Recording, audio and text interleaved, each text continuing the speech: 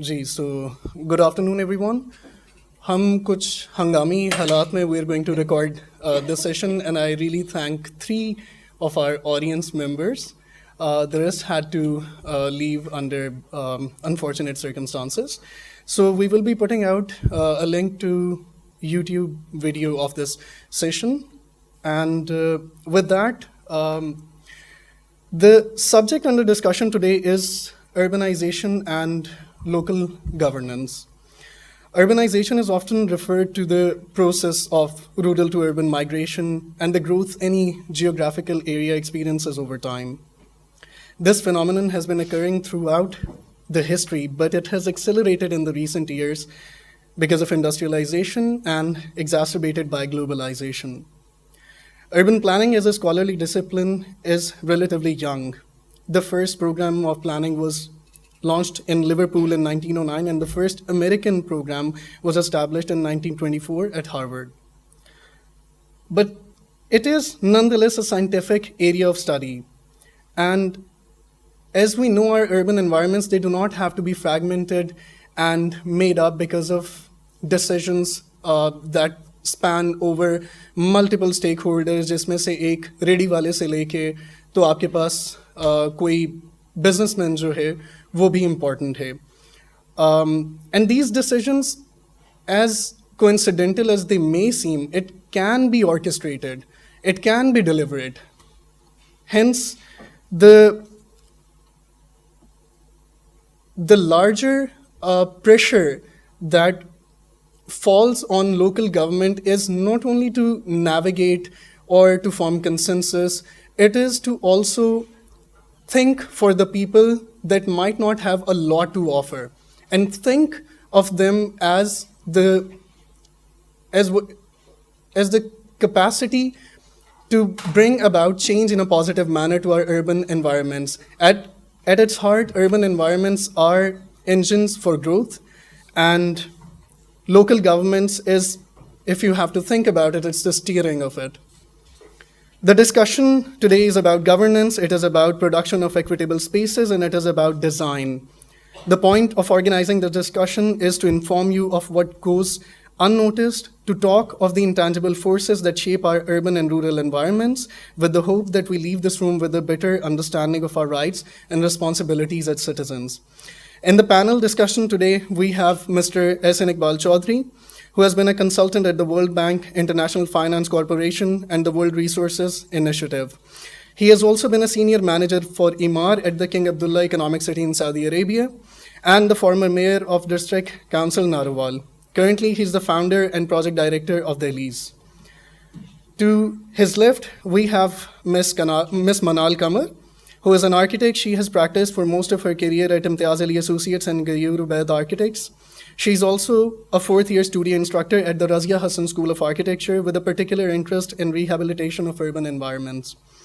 To her left, we have Ms. Saman Malik, also an architect, and she has been an academic for most of her career. She has been part of the permanent faculty at ComStats University, Lahore, and currently she is an assistant professor at the Razia Hasan School of Architecture with a deep interest in urban design. Lastly, we have Dr. Tahir Kamran. Perhaps we can best frame him as a historian. He has held many important academic positions throughout his career at the University of Cambridge, Government College, Forman Christian College, and along with that, he has throughout his research contributed extensively to the landscape of history.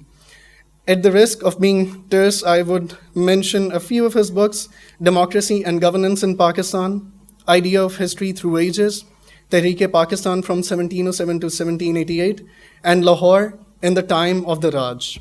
He is currently the Dean of School of Social Sciences and Liberal Arts at Beaconhouse National University. For the opening remarks, I would like to invite Mr. Umar Farooq, who has been a practicing architect for most of his career.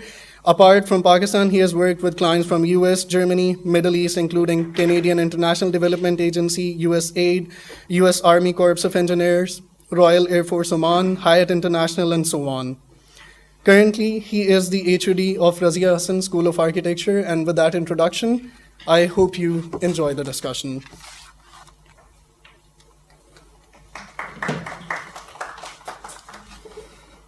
Thank you, Gamaz. Again, I would like to thank Mr. Ahmed Iqbal Chaudhry and his team for this initiative, and our respected Dean, Dr. Tahir Kamran. You can join us today to be part of this important discussion. Well, the question is 76 years the Pakistan has, since its inception, and now we are still facing the issues of governance. So I think this is a debate that the question is that now or never. If we see that Pakistan has the fastest growing population, there is a lot of migration that's taking place to the urban centers. It's going to be a problem in the next 5-10 years. मुझे याद है कि last master plan of Lahore I was looking at, it included Lahore, Nankana Sahib, Kasoor and Sheikhupura. Just imagine the kind of a mega city you're going to have and the kind of a problems. I cannot even, try to imagine at this point. You look at the example of Karachi. I don't know how much you are familiar with the Karachi. If you travel from one area to another, Karachi is expanding. And it's interesting fact that Karachi has the same population as the whole Australia. Now, this is something, it's a very interesting comparison. And the question is who controls Karachi, who governs Karachi? There are so many jurisdictions, including the cantonment, Karachi Building Authority. So I feel that this is the most important subject, and that's why I really appreciate the initiative taken by Ahmed Saab, and we're looking forward to having a critical dialogue on it. Interestingly, these days I've been watching this movie on the Netflix, The Gotham. It reminds me a lot the Karachi. Gotham is like the perversion of Manhattan, and it comes with all the problems of governance, the corruptions, and at the end of the day, it seems like it's safe by people with high integrity and supernatural powers, including all the Batman. I guess it's about time we also need a Batman if we cannot govern the city on its own. As architects, we always like to look at the theoretical or philosophical aspect. So at this point, I would like to quote René Guénon. René Guénon was a metaphysician, and he wrote his book, Reign and Quantity and Sign of Times. I know all of you are familiar with the story of Cain and Abel. And just to refresh, the Abel, a shepherd, offered the Lord the firstborn of his flock. The Lord respected Abel's sacrifice and did not respect that offered by the Cain. In the jealous rage, Cain murdered Abel. Now, there's a very interesting connection between the Cain and Abel as well as the city and the nomadic life. So I'm going to read something from that book. The agricultural people, just because they are sedentary, are naturally those who arrive sooner or later at building the towns. Indeed, it is said that the first town was founded by Cain himself. Moreover, its foundation did not take place till well after the time, during which he is said to have been occupied in agriculture, which shows clearly that there are, as it were, two successive phases in sedentarianism. The second representing a relatively more pronounced degree of fixity and spatial construction than the first. It could be said in a general way that the works of sedentary people are works of time. Those people are fixed in space with a strictly limited domain and develop their activities in temporal continuity that appears to them to be indefinite. On the other hand, nomadic and pastoral people build nothing durable and do not work towards a future that escapes them. But they have space before them, not facing them with any limitations, but on the contrary, always offering them new possibilities. So what he's trying to say is that cities, when they grow, they densify, they solidify, they go through the process of coagulation. City becomes the centers of crime. Cities become the centers where there are the problems multiply. And in a way, he says that the cities are the perfect revenge from the Abel to the Cain. Now, unfortunately or fortunately, we have to live in those cities. And during the process of solidification, coagulation, which you can say in urban expansion or expansion and the growth, we have to govern them, because if we don't govern them, then they will be out of control. With this point, I would like our distinguished panel to start their panel discussion, and we all look forward to something constructive and something inspiring, so that once we leave the lecture, we leave with some sense of where we are and where we want to go. Thank you.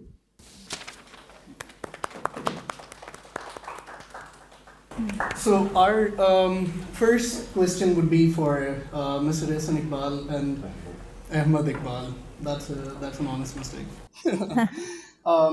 So let's begin with trying to understand what is the governance framework of Pakistan. हमारी text books में से ये discourse missing है कि governance framework हमारा क्या है. Yet everyone is involved in politics and everyone has an opinion on how a city or a rural environment should be governed. And हमें ये तो हमें पता है कि एक लेजिस्लेटिव बॉडी है और उसके अंदर एक आपके पास लोकल गवर्नेंस का सिस्टम एग्जिस्ट करता है constitutionally. But we also see कि जिस वक्त आपके पास डिक्टेटरशिप्स भी रही हैं, उस वक्त भी लोकल गवर्नमेंट्स आपके पास एक्टिव रही हैं. और अब जब डेमोक्रेटिक आपके पास हुकूमत है, तो नीचे से you find this shrinkage of power जो कि लोकल गवर्नमेंट से ले ली गई है. So if you can please reconcile this problem that we have in our governance system and provide us with a rundown of what exactly is going on here. So I think before I begin, I'd be interested to kind of know through show of hands if you do you think Lahore has a mayor right now, or do you know if Lahore has a mayor right now, or the name of the mayor of Lahore? Does anyone know the name of the mayor of Lahore? Any mayor of Lahore in the past? I think there has been one, but I don't know the name. Right. So I think that pretty much sums up the state of local governments in our country. First of all, thank you, Ramaz, Beaconhouse National University, for hosting this very important dialogue. I think it could not be a better place to have this conversation on cities and local governments, because essentially you as architects, your job is to basically put the building blocks of the city together. But how does that city come together as a unit, as a as one big city? How does it work? How does it raise resources? Who determines or decides where will the money be spent? Do we need more flyovers, underpasses, or do we need more, denser, walkable neighborhoods? Do we need public transportation, or do we need to prioritize the car? Like, where are these decisions made fundamentally? That is the essence of democracy. Democracy की जो root है, वो actually city states, ancient Greek states में ये सारी बहसें शुरू हुई कि हमारा शहर कैसा होना चाहिए, और फिर वहाँ पे वो senates बनी और citizens used to vote on these important matters. Unfortunately, in the last 75 plus years, our focus has been more on national politics, on provincial politics. But the third tier of government in our country, which is the local government that governs your cities, districts, villages, towns, has been mostly absent. Ramaz is right that there were at least two periods of military dictatorship जब इस मुल्क में जमहूरियत नहीं थी, लेकिन local governments थी.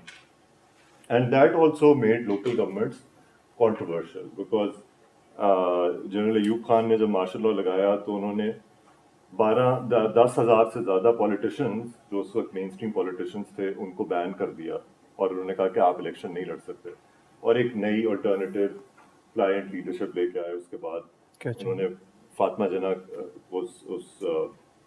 اسی الیکٹورل کالج کے تھرو ایک کنٹروورشل الیکشن سے ہرایا.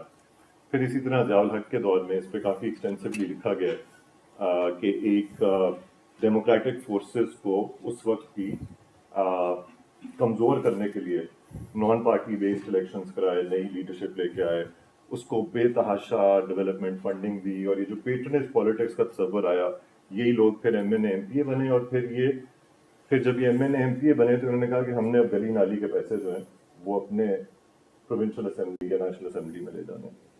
اور جب بھی یہ ڈکٹیٹرشپ ختم ہوتی تھیں تو political parties use to see local governments with that skepticism کہ they didn't trust it. But I think وہ سب باتیں پرانی ہو چکی ہوئی ہیں. We are in 2023, the last military dictator left this country 15 years ago. This has been the longest time of uninterrupted democratic process in the history of this country. آپ لاہور جیسا شہر دیکھ لیں کہ اس وقت لاہور قصور سے اگر آپ شروع کریں, قصور, لاہور, مرید کے, کاموں کی, Gujranwala, Wazirabad, and you could also make a case کہ یہ پرابیبلی اب جیلم تک ایک metro area, contiguous metro area بن جائے. اور اس کی who is planning it? So there is no local government right now. اسی طرح آپ بڑے شہروں کی اگر حالات دیکھیں تو پاکستان میں 4 پروونشل کیپٹلز اور 1 فیڈرل کیپٹل. یہ وہ شہر ہیں جہاں جو centres of provincial and federal government ہیں. یہاں پہ آپ کو پھر بھی انفراسٹرکچر فنڈنگ نظر آتی ہے. یہاں پہ پروونشل گورنمنٹ میٹرو بنا دے گی, پروونشل گورنمنٹ کو بڑا ایسا ویزیبل پروجیکٹ بنا دے گی جس کو وہ الیکشن میں سیل کرے گی. بٹ پنجاب میں اور کتنے زیادہ شہر ہیں اور بڑے امپورٹنٹ شہر ہیں, تاریخی طور پر بڑے امپورٹنٹ شہر ہیں. ان شہروں کی ایک ہسٹری ہے, ان شہروں کی ایک اپنی ایک اکنامک آئیڈینٹی ہے. دے کنٹریبیوٹ ٹو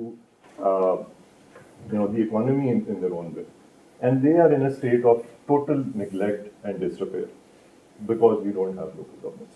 آپ اس سے ایک لیول اور نیچے آ جائیں تو آپ چھوٹے قصبوں اور دیہاتوں کو اگر دیکھیں, پنجاب میں اگر ہم رہیں قریب جو سینٹرل پنجاب ہے, آئی ڈونٹ تھنک کہ جس کو ہم رورل کہتے ہیں وہ actually rural. If you look at the built environment of our villages, these are very densely populated settlements. کسی سینٹرل پنجاب کے گاؤں میں آپ اگر قدم رکھیں تو اس کا اسی طرح ہی ایک سینٹر میں ایک بازار ہے, اس کے ارد گرد گلیاں ہیں, اور کئی جگہ ملٹی سٹوری یا مڈ رائز ڈیولپمنٹ بھی ہے. وہ آپ کو ایسے ہی لگتا ہے کہ آپ لاہور کے کسی پرانے محلے میں آ گئے. سو ایکچولی تو وہ بھی in the kind of experience that people have, they're urban, but they are deprived of municipal services. So سب سے بنیادی چیز تو یہ ہے کہ ایک تو لوکل گورنمنٹس ہیں نہیں, اور دوسرا for the last 70 years we've kept this distinction between an urban area and a rural area.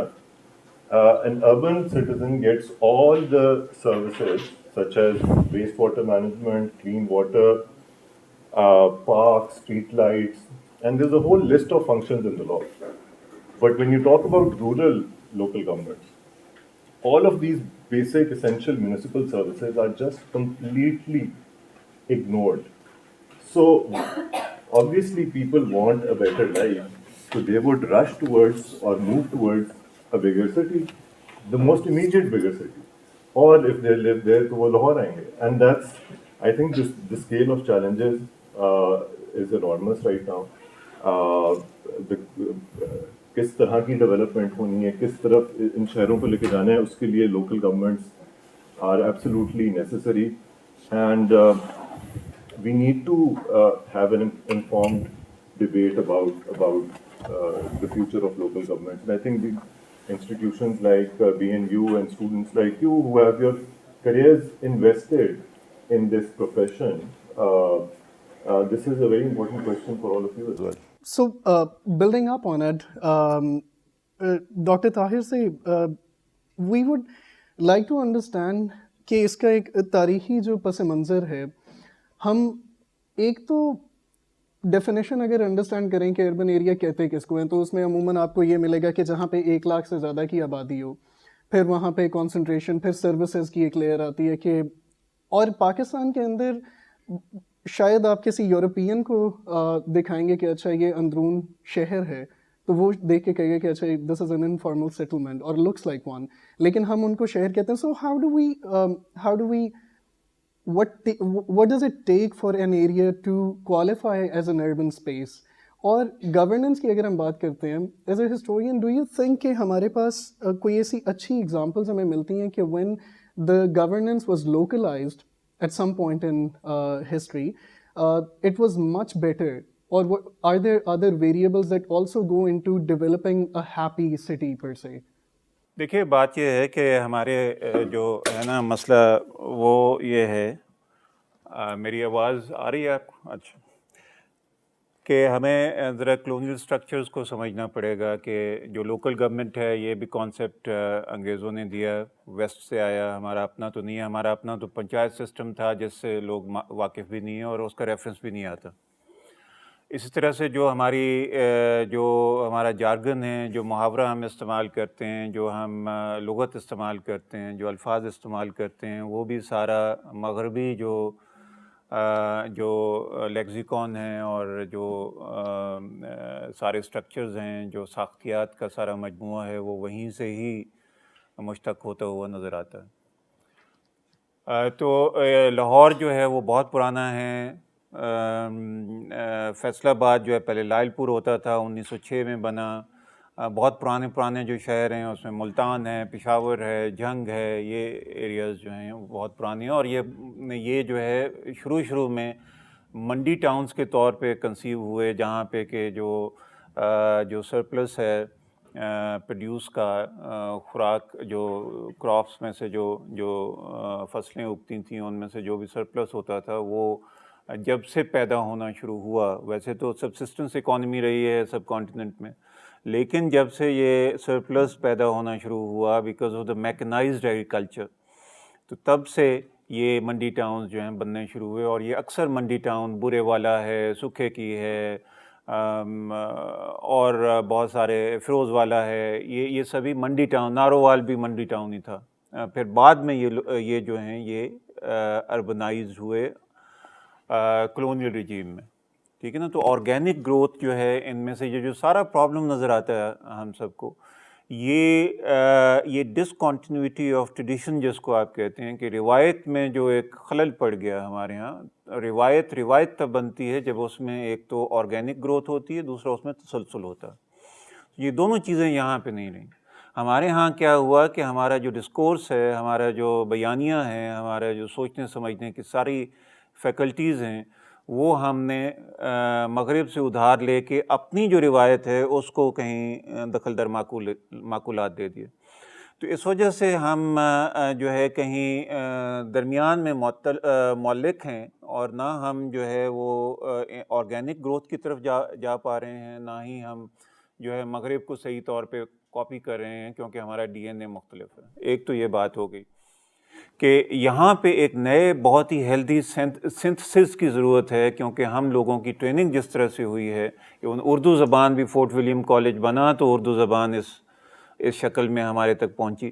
سو مغربیت کو امبائب کرتے ہوئے, اس کو اسیمیلیٹ کرتے ہوئے ایک صحت مند جو سنتھسس کی ضرورت ہے فکری سطح کے اوپر بھی اور عملی سطح کے اوپر بھی. اور وہ فکر جب غمازی کرتی ہے ایک پریکٹیکل فیلڈ میں, تو وہاں پہ اربنائزیشن بھی آتی ہے. جو لاہور تھا, مثلاً اگر آپ کنہیا لال کی کتاب پڑھیں تاریخ لاہور, تو اس میں لاہور ایک ڈفرینٹ طرح کا لاہور نظر آتا ہے. پھر یہ جو لاہور میکنگ لاہور ماڈرن, یہ جو ول گلوور کی کتاب ہے, اس کو اگر اس کی ورق گردانی کریں تو ایک ڈفرینٹ طرح کا لاہور نظر آتا ہے. جب اندرونی لاہور میں جا کے آپ لوگوں سے بات کرتے تھے, جب ہم اپنی کتاب کر رہے تھے, تو جا کے موچی دروازے میں لوگوں سے گفتگو کرتے تھے, خلیفہ کھتائی والا اور لوگ, تو وہ ایک اور طرح کا لاہور نظر آتا ہے. وہاں کا پبلک جو ڈسکورس ہے جس کو کہ پبلک سفیر کہتے ہیں ہیبر ماس کی زبان میں, وہ ایک بالکل ہی اور طرح کا ہے, اور اس کی سینسبلٹی اور طرح کی ہے. وہ سینسبلٹی جو ہے وہ ریفلیکٹ نہیں ہوتی جو لوگ جو آپ کام کرتے ہیں, جو میں پڑھتا ہوں, جو میں پڑھاتا ہوں, اس میں بالکل reflect. There is a huge disconnect between it. اچھا, اس ڈسکنیکٹ کو کیسے آپ جو ہے وہ برج کیسے کریں گے, یہ سب سے بڑا جو ہے یہ پرابلم ہے. ٹھیک ہے نا. آپ اچھا لوکل باڈیز کا جو نظام ہے وہ بھی 1883 میں انگریز یہاں پہ لے کے آیا, آپ کا اپنا تو نہیں ہے وہ. ٹھیک ہے, آپ جو یہ ہم شور مچانا شروع کر دیں گے یہ سارا کہ جی لوکل باڈی کا نظام ہونا چاہیے, تو لوکل باڈی کا ہمارے ہاں تو اور طرح کا, ہر گاؤں کی پنچایت ہوتی تھی, وہ فیصلہ کرتی تھی. ٹھیک ہے, وہاں پہ ایک چودھری ہوتا تھا, وہاں پہ مقدم ہوتا تھا. یہ جو ہیں یہ تاریخی طور پہ یہ ان افسران کے یا ان آفیشلز کے نام ہوتے تھے, اور ان کی بڑا ہی ڈیٹیلڈ انداز میں ان کے فرائض کیا ہوتے تھے اور ان کے حقوق کیا ہوتے تھے اور ان کو تنخواہ کہاں سے ملتی تھی. That's given in the books of history. یہ کوئی ایسی بات نہیں ہے جو کہ مورخین جو ہیں نہ جانتے ہوں. تو 1888 میں جو لوکل گورنمنٹ سسٹم آیا, اس کا جو انچارج ہے, اس کا جو چیئرمین, وہ ڈی سی کو رکھا گیا, ڈپٹی کمشنر کو. ٹھیک ہے نا. میونسپل بورڈ بنے. میونسپل بورڈ ہی میں سب سے پہلے ہندو ووٹ اور مسلم ووٹ کی بات کی گئی کہ جی چونکہ مسلمان انڈر ریپرزینٹیڈ ہیں یہاں پہ, تو مسلمانوں کو آپ علیحدہ سے ووٹ کا حق دے دیں. یہ جو بعد میں انڈین نیشنلسٹ ہسٹورین نے بڑا شور مچایا نا کہ یہ ہندو مسلم ڈیوائڈ کی, وہ 1883 میں جب پنجاب میں سب سے پہلے یہاں پہ میونسپل بورڈز قائم کیے گئے تو وہاں پہ یہ سلسلہ ہوا. اور یہ لارڈ رپن کی ریفارمز تھیں. لارڈ رپن جو ہے بڑا مشہور اور بڑا پروگریسو ان کے حوالے سے, حالانکہ میں تو یہ امپیریلسٹ اور نیو امپیریلسٹ کو کبھی پروگریسو نہیں سمجھتا, میرا اپنا باعث ہے آپ کہہ سکتے ہیں. لیکن یہ ہے کہ وہ اس کو پروگریسو جو ہے, ایون جواہر لال نہرو بھی ڈسکوری آف انڈیا میں اس کی بڑی تعریف کرتا ہے, پتہ نہیں کیسے کرتا. تو وہاں سے جو ہے نا یہ بات کو آگے چلاتے ہیں, اور ڈی سی کو اس کے اوپر اوور سائٹ کا, دیکھیں ڈی سی جو ہے نا یہ لنچ پن ہوتا تھا آپ کی ایڈمنسٹریشن کا. اس کی کیا وجہ تھی, کیونکہ پنجاب جو ہے ایک تو فرنٹیئر کا پروونس تھا, رشیا کے ساتھ جھگڑا چل رہا تھا 1815 کے بعد سے. پنجاب جو ہے اس کی امپورٹنس بہت زیادہ بڑھ گئی تھی. کیوں بڑھ گئی تھی؟ کیونکہ نیپولین سے خلاصی ہو گئی تھی انگلینڈ کی. نیپولین جو ہے وہ فوت ہوا سینٹ ہیلینا میں 1815 میں سٹمک کے کینسر سے. اس کے بعد سے جو ہے وہ سارا جو فوکس ہے وہ یہاں پہ رشیا کا بھی اور انگلینڈ کا بھی سب کانٹیننٹ کی طرف شفٹ ہوتا ہوا نظر آتا ہے, اور ایران کی طرف. تو وہاں سے جو ہے آگے جو ایڈمنسٹریشن, جب یہ انیکسیشن آف پنجاب ہوئی 1849 میں 1849 میں, تو تب انگریزوں نے یہ سوچا کہ یہ چونکہ بارڈر کا ایریا ہے, کیونکہ 1901 تک جو ہے خیبر پختونخوا پنجاب کا حصہ رہا ہے, تو یہاں پہ ڈی سی کو بہت زیادہ مضبوط. So officer of the Punjab commission ایک یہاں پہ ادارہ بنایا گیا, وہاں پہ ان کو باقاعدہ ٹریننگ دی جاتی تھی. اور آپ یہ دیکھیے کہ جو اب ہم روتے ہیں نا, یہ کہہ رہے تھے کہ جی وہ ڈیموکریٹک یہ آیا 2008 میں, کبھی بھی نہیں آیا democratic. We are living under an illusion that we have democracy. اور محمد وسیم نے اس کے لیے ایک فریز استعمال کی ہے, اسٹیبلشمنٹیرین ڈیموکریسی. دس بلڈی ڈسپنسیشن از اسٹیبلشمنٹیرین ڈیموکریسی. اور ٹرو ڈیموکریٹک آرڈر تب ہوتا ہے جب تینوں ٹیئرز بیک وقت کام کرتے ہیں. ایوب خان نے جو ہے وہ, یہ میں ڈائیگریس کر رہا ہوں, پھر واپس جا کے بڑی جلدی ختم کروں گا, آپ کی سمجھ خراشی زیادہ چونکہ بوریت ہو جاتی ہے ایک ہی بندہ زیادہ. تو جو ایوب خان نے یہ جو کیا لوکل گورنمنٹ کا, وہ پروونشل جو اٹانومی کی موومنٹ تھی اس کو ڈیفیٹ کرنے کے لیے یہ کیا. یہ ٹھیک تھی بات ان کی, چودھری صاحب کی. تو اچھا, اور وہ کیا ہے کہ بھائی یہ سندھ والے صوبائی خود مختاری مانگتے ہیں. اکبر بگٹی صاحب یہ کہتے ہیں کہ جی خوش و خرم عوام رہیں گے تو جو ہے وہ صوبائی اٹانومی آپ ہمیں دیں. اب صوبائی اٹانومی جو ہے نا سینٹرلائزڈ فورسز جو ہیں جس میں سب سے زیادہ جو ہے اسٹیبلشمنٹ ہے, اور آپ جانتے ہیں میں اسٹیبلشمنٹ کس کو کہہ رہا ہوں, کیونکہ آج کل تو وہ ننگا کر کے بھی مارتے ہیں, اس وجہ سے زیادہ ایکسپلسٹ نہیں ہونے کی ہمت نہیں ہے. ہم تو بیچارے ایسے ہی ایکڈیمکس ہیں, وہ سہ بھی نہیں سکیں گے وہ سارا کچھ ڈاکٹر صاحب آپ نے بات کر کے اینڈ میں آپ نے کہہ دیا ہم بیچارے ہے نا یار بیچارے. وہ بات کر بھی بیوقوف ہے نا, بات کر بھی جاتے ہیں, پھر بعد میں ہوتا ہے کہ ہو یہ we have cross red line. اچھا تو یہ جو یہ تینوں ٹیئرز جب ساتھ ساتھ چلیں گے, نیشنل پالیٹکس کا, پروونشل پالیٹکس کا اور لوکل گورنمنٹ کا, تب ایک balanced then you will be able to strike an equilibrium, democratic voice جو ہے تب ہوگی. اچھا اب آخری بات جو ہے کہ جی جو اربن اسپیس ہے, پہلے ہم بات کر رہے تھے یہ نیچے گپ شپ لگاتے ہوئے کہ پاکستان میں صرف 4 ایسی اسپیسز ہیں جو کہ سٹی کے طور پہ امیجن ہوئی. ایک کراچی ہے, ایک جوہر آباد ہے, ایک لائل پور ہے فیصل آباد. فیصل آباد بھی بنیادی طور پہ منڈی ٹاؤن کے طور پہ امیجن ہوا تھا, لیکن 1906 میں یہ اس کو ایک امپورٹنس ملی تھی, یہ سیٹلمنٹ سے شہر بن گیا تھا. اینڈ دین اسلام آباد. باقی ساری جو سیٹلمنٹس ہیں وہ بنیادی طور پہ وہ ایگریرین بیسڈ تھی, اور وہاں پہ جو لوگ بستے تھے ان کی جو دار و مدار ہے ان کا وہ سارا ایگریکلچر کے اوپر تھا. ایگریکلچر نے جب سے سرپلس پروڈکشن شروع کی, میکنائزیشن آف دی ایگریکلچر کے بعد, تو تب سے یہ جو ملتان بھی فلرش کرنا شروع ہوا, لاہور بھی. اور لاہور تو colonial city, Lahore is more colonial than any other city in Pakistan because 1857 کے بعد جب دہلی میں جو وار آف انڈیپینڈنس ہوئی تو وہ دہلی سے بہت ہی پیٹریفائی ہو گئے تھے کلونیل ماسٹرز. انہوں نے سارا اپنا زور جو ہے لاہور کے اوپر, جتنی انسٹیٹیوشنل ڈیولپمنٹ لاہور میں ہوئی اور کہیں نہیں ہوئی. یہاں پہ چیفس کالج بھی بنایا, بیچسن کالج ہے, یہاں پہ کنیڈ کالج بھی بنا, یہاں پہ ادارہ سازی جتنی ہوئی ہے اور کہیں نہیں ہوئی. سو ایک کلچرل کیپٹل جو ہے وہ نارتھ انڈیا کا وہ لاہور بنا. لوگ جو ہیں یہاں پہ وہ ہم پہلے بات کر رہے تھے, یہ آپ جن لوگوں کو لاہور کی ہسٹری سے انٹرسٹ ہے, وہ ایک چھوٹا سا پمفلٹ ہے لاہور کا چیلسی, حکیم شجاع پاشا کا, وہ ضرور پڑھیں. ایک تو اردو بہت اچھی ہے, اور وہ اتنے چھوٹے سے پمفلٹ میں وہ بہت ساری ڈائمینشنز وہ انہوں نے کور کر دیں, کیونکہ وہ خود لاہور کے چیلسی کے رہنے والے تھے, جو بھاٹی. چیلسی لندن کا ایک ایریا ہے جہاں پہ کہ آسکر وائلڈ بھی رہا کرتا تھا, جہاں پہ سارے بڑے بڑے جو یہ laureates ہیں وہ رہا کرتے تھے, اور وہ ایک کلچرل ہب بن گیا تھا. تو چیلسی یہ اس کو کہتے ہیں لاہور کا چیلسی. وہیں پہ جو ہے وہ گوہر جان کا رقص کا مظاہرہ بھی ہوا تھا. گوہر جان کلکتے والی جو ہے بہت بڑی رقاصہ تھی, اور ویری سوفسٹیکیٹڈ یہ رقاصہ, ہم لوگ تو اس کو کسی اور طرح سے لے کے جاتے ہیں, ان کا کلچر ہی کوئی اور تھا. 12 زبانوں میں وہ گانا گا سکتی تھی. And she was the first person, یہ first singer whose voice was recorded in subcontinent, Gauhar Jan. اس کی بایوگرافی میں نے ابھی پڑھی ہے, and I was so impressed کہ by the sheer talent of her.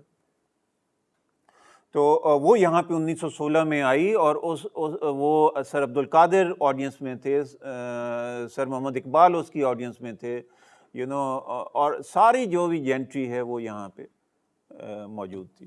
تو Lahore had better days of course. اور اب جو ہے ہم لوگوں نے کیا کیا ہے بہت ہی مختصراً, انڈیپینڈنس کے بعد ہم کلونیل سٹرکچرز کا چونکہ حصہ نہیں تھے, ہم اس کو مینیج نہیں کر پائے. اپنا سٹرکچر ہم کوئی بنا نہیں پائے, اپنا ڈسکورس بھی ہم کوئی نہیں بنا پائے, اپنی فکر بھی کوئی نہیں ڈیولپ کر پائے, اور ہم نے اس ملک کے ساتھ کیا کرنا ہے وہ کوئی بھی سمجھ نہیں پایا, اور کسی کو اللہ نے اتنی توفیق نہیں دی کہ وہ کوئی واضح ڈائریکشن دے سکے. اربن ڈیولپمنٹ تو بہت دور کی بات ہے. یہ بہرحال بہت ہی खुदा का शुक्र है कि ये अब अर्बन डेवलपमेंट की आप लोग बात कर रहे हैं और लोकल गवर्नमेंट की भी बात कर रहे हैं। लोकल गवर्नमेंट लेकिन आने नहीं देंगे, जिस तरह के माफिया आपके पॉलिटिक्स में आ गया है, क्योंकि लोकल डेवलपमेंट के सारे पैसे होते हैं और वो जो है वो एमएनएज और एमपीएज उन पर से अपना होल्ड रिलिक्विश कैसे करेंगे, ये एक ऐसा सवाल है जिसका जवाब शायद फीसा गौरस के पास हो, हमारे पास तो नहीं। I think definitely taxation is another issue that we will come to. I think we have cultivated a decent understanding or a common understanding of what the governance sort of structure is of Pakistan और उसका एक historical perspective क्या है उसके ऊपर. This discussion is also about design, so let's take a break from all of these forces that are perhaps intangible, जिनके symptoms आप देखते हो और आपको पता चलता है कि बीमारी कुछ और है. अब अगर हम सिर्फ symptoms को ही study करें तो I have a question for Ms. Saman, that the design and production of equitable urban environments, particularly gender-based violence, हमारे पास पिछले 2 हफ्तों के अंदर इस्लामाबाद, लाहौर के अंदर, और ये वो केसेस हैं जो रिपोर्ट होते हैं that see the light of the day. Transportation के अंदर harassment, there's like marginalization जो कि आपको हर कोने में नज़र आती है. So what are some timeless lessons that you have came across that we definitely need, and these are some low-hanging fruits जिससे हम safety ensure कर सकते हैं and we can actually make workplaces more safe for women. So let's just expand a bit on that. Thank you so much. Gamal, that's a very valid question. And, you know, I like listening to this discussion, I feel I am just an academic who speaks about design more than these policy making. And I feel that there's a stark difference between design and policy making, just because they're not working in collaboration with each other, but rather working as a dichotomy amongst each other. Like, you know, I've worked with few of these, I'll start with few of these, my interaction with these public organizations, starting off with Urban Unit, CBD, Lahore Binale Foundation. So, you know, it's not like I didn't try intervening as an urban designer into these forums and try to form that bridge which is lacking right now, to try and create that. When I came back from my master's, my intent was that I want to do something for my city, I want to do something for my country, because I am that person who has that education which back in the day, itne logon ke paas, they didn't have it. And you know, where I did my master's from UK, where even our thesis was very closely linked with the local government. City council came for our juries and they kept our masters with them because they want to execute it, because they felt that so much time and investment has gone into a student's work, so it will bring some kind of betterment for the city as a whole. So, you know, and then they still call us and they still stay in contact that, you know the city better than we do because you invested your time. But unfortunately, the circumstances are the opposite here. Whatever we talk about, whatever we do here, it stays within the vicinity of that premise and doesn't go out just because of the governance or the support that we get from our local government. Starting off, we know what's going in CBD is the upcoming project that's taking place. We've had a couple of sessions with them as well, and they are just, it's a great idea, maybe economically, but have we looked at it closely in terms of what is it doing to, again, the equality of people, eliminating gentrification, women empowerment, गरीब और गरीब हुई जा रहे हैं, अमीर और अमीर हुई जा रहे हैं. So, how are we bridging that gap? How are we eliminating gentrification through all of this? So, foremost, we need to start implementing, we need to start looking at these junctions and network which is empowering some kind of equality. At one point, we can argue that Lahore Metro is a very powerful project, but at the same time, we also argue what is that has happened to the people who has let gone of their houses, who were residing there for centuries. So, I feel there is the lack of balance which needs to be adhered in order to try and work in collaboration for both of them. So, same is the case. A few years ago, I worked for Lahore Binale, and we did these bus stops, made these bus stops, a number of bus stops. And the ideology was that we want to do something for the people, local uh, awam, women, men, children who are using the bus stops on a really daily basis. And then we had this idea of trying to educate something or impart some kind of knowledge in the 5 minutes or a 10-minute stay that they are on that bus stop. But unfortunately, and we won the competition, and then when we had to present it to the government, they completely morphed our design and transformed it into something else just because the amount of space we had given to the advertisement, we actually hadn't given space to the advertisement, but they said, how will we generate revenue from that bus stop if the percentage of this space is not given to the advertisement? So, they completely changed the idea, they completely changed the design. So, in the end, urban designers or architects like us do not even want to own that project just because we say that, that's not the vision that we had. That's not what we were trying to do. That's not a bus stop in the end is a very powerful space which just brings the entire city network together, the locals together. हमारे पास already we don't have a lot of communal spaces. But if you think of it, then bus stop becomes that communal space in every part of the city, which actually brings the local together to share a dialogue, to sit together for 10 minutes, 15 minutes, and just understand each other's lives. So that 20 minutes could also give them some kind of empowerment as to learn something, engage into an activity, engage into a local culture, all of those things. So it's just that in the end, I would like to say that, it's the balance that we need to strike between the urban designers and the city government, the city council. They need to work in collaboration to design these things, to understand these things. I think we can expand a bit on a designer, not really a designer, but as an architect, because we wear multiple hats, and a project could be of, it could span from a house to an urban plan. So, Manal, you have been a practicing architect most of your career. How do you think that interaction takes place as a practicing architect? ठप्पे लगवाना, आगे file को भेजना, फिर उसके बाद कुछ बनेगा, फिर रिश्वतखोरी बीच में, एंड अगर आप कैंट में बना रहे हैं तो वहाँ के बाय लॉज कुछ और हैं, LDA में बना रहे हैं. सो how did you navigate as a young architect going into this, and how do you feel about it now, and how do you make peace with it? I think what I would like to start with is to elaborate on the fact that you spoke about us as architects, urban planners, critical thinkers, town planners, wearing different hats at all times. So those hats can be something as simple as just the basic idea of us, first and foremost being citizens of this country.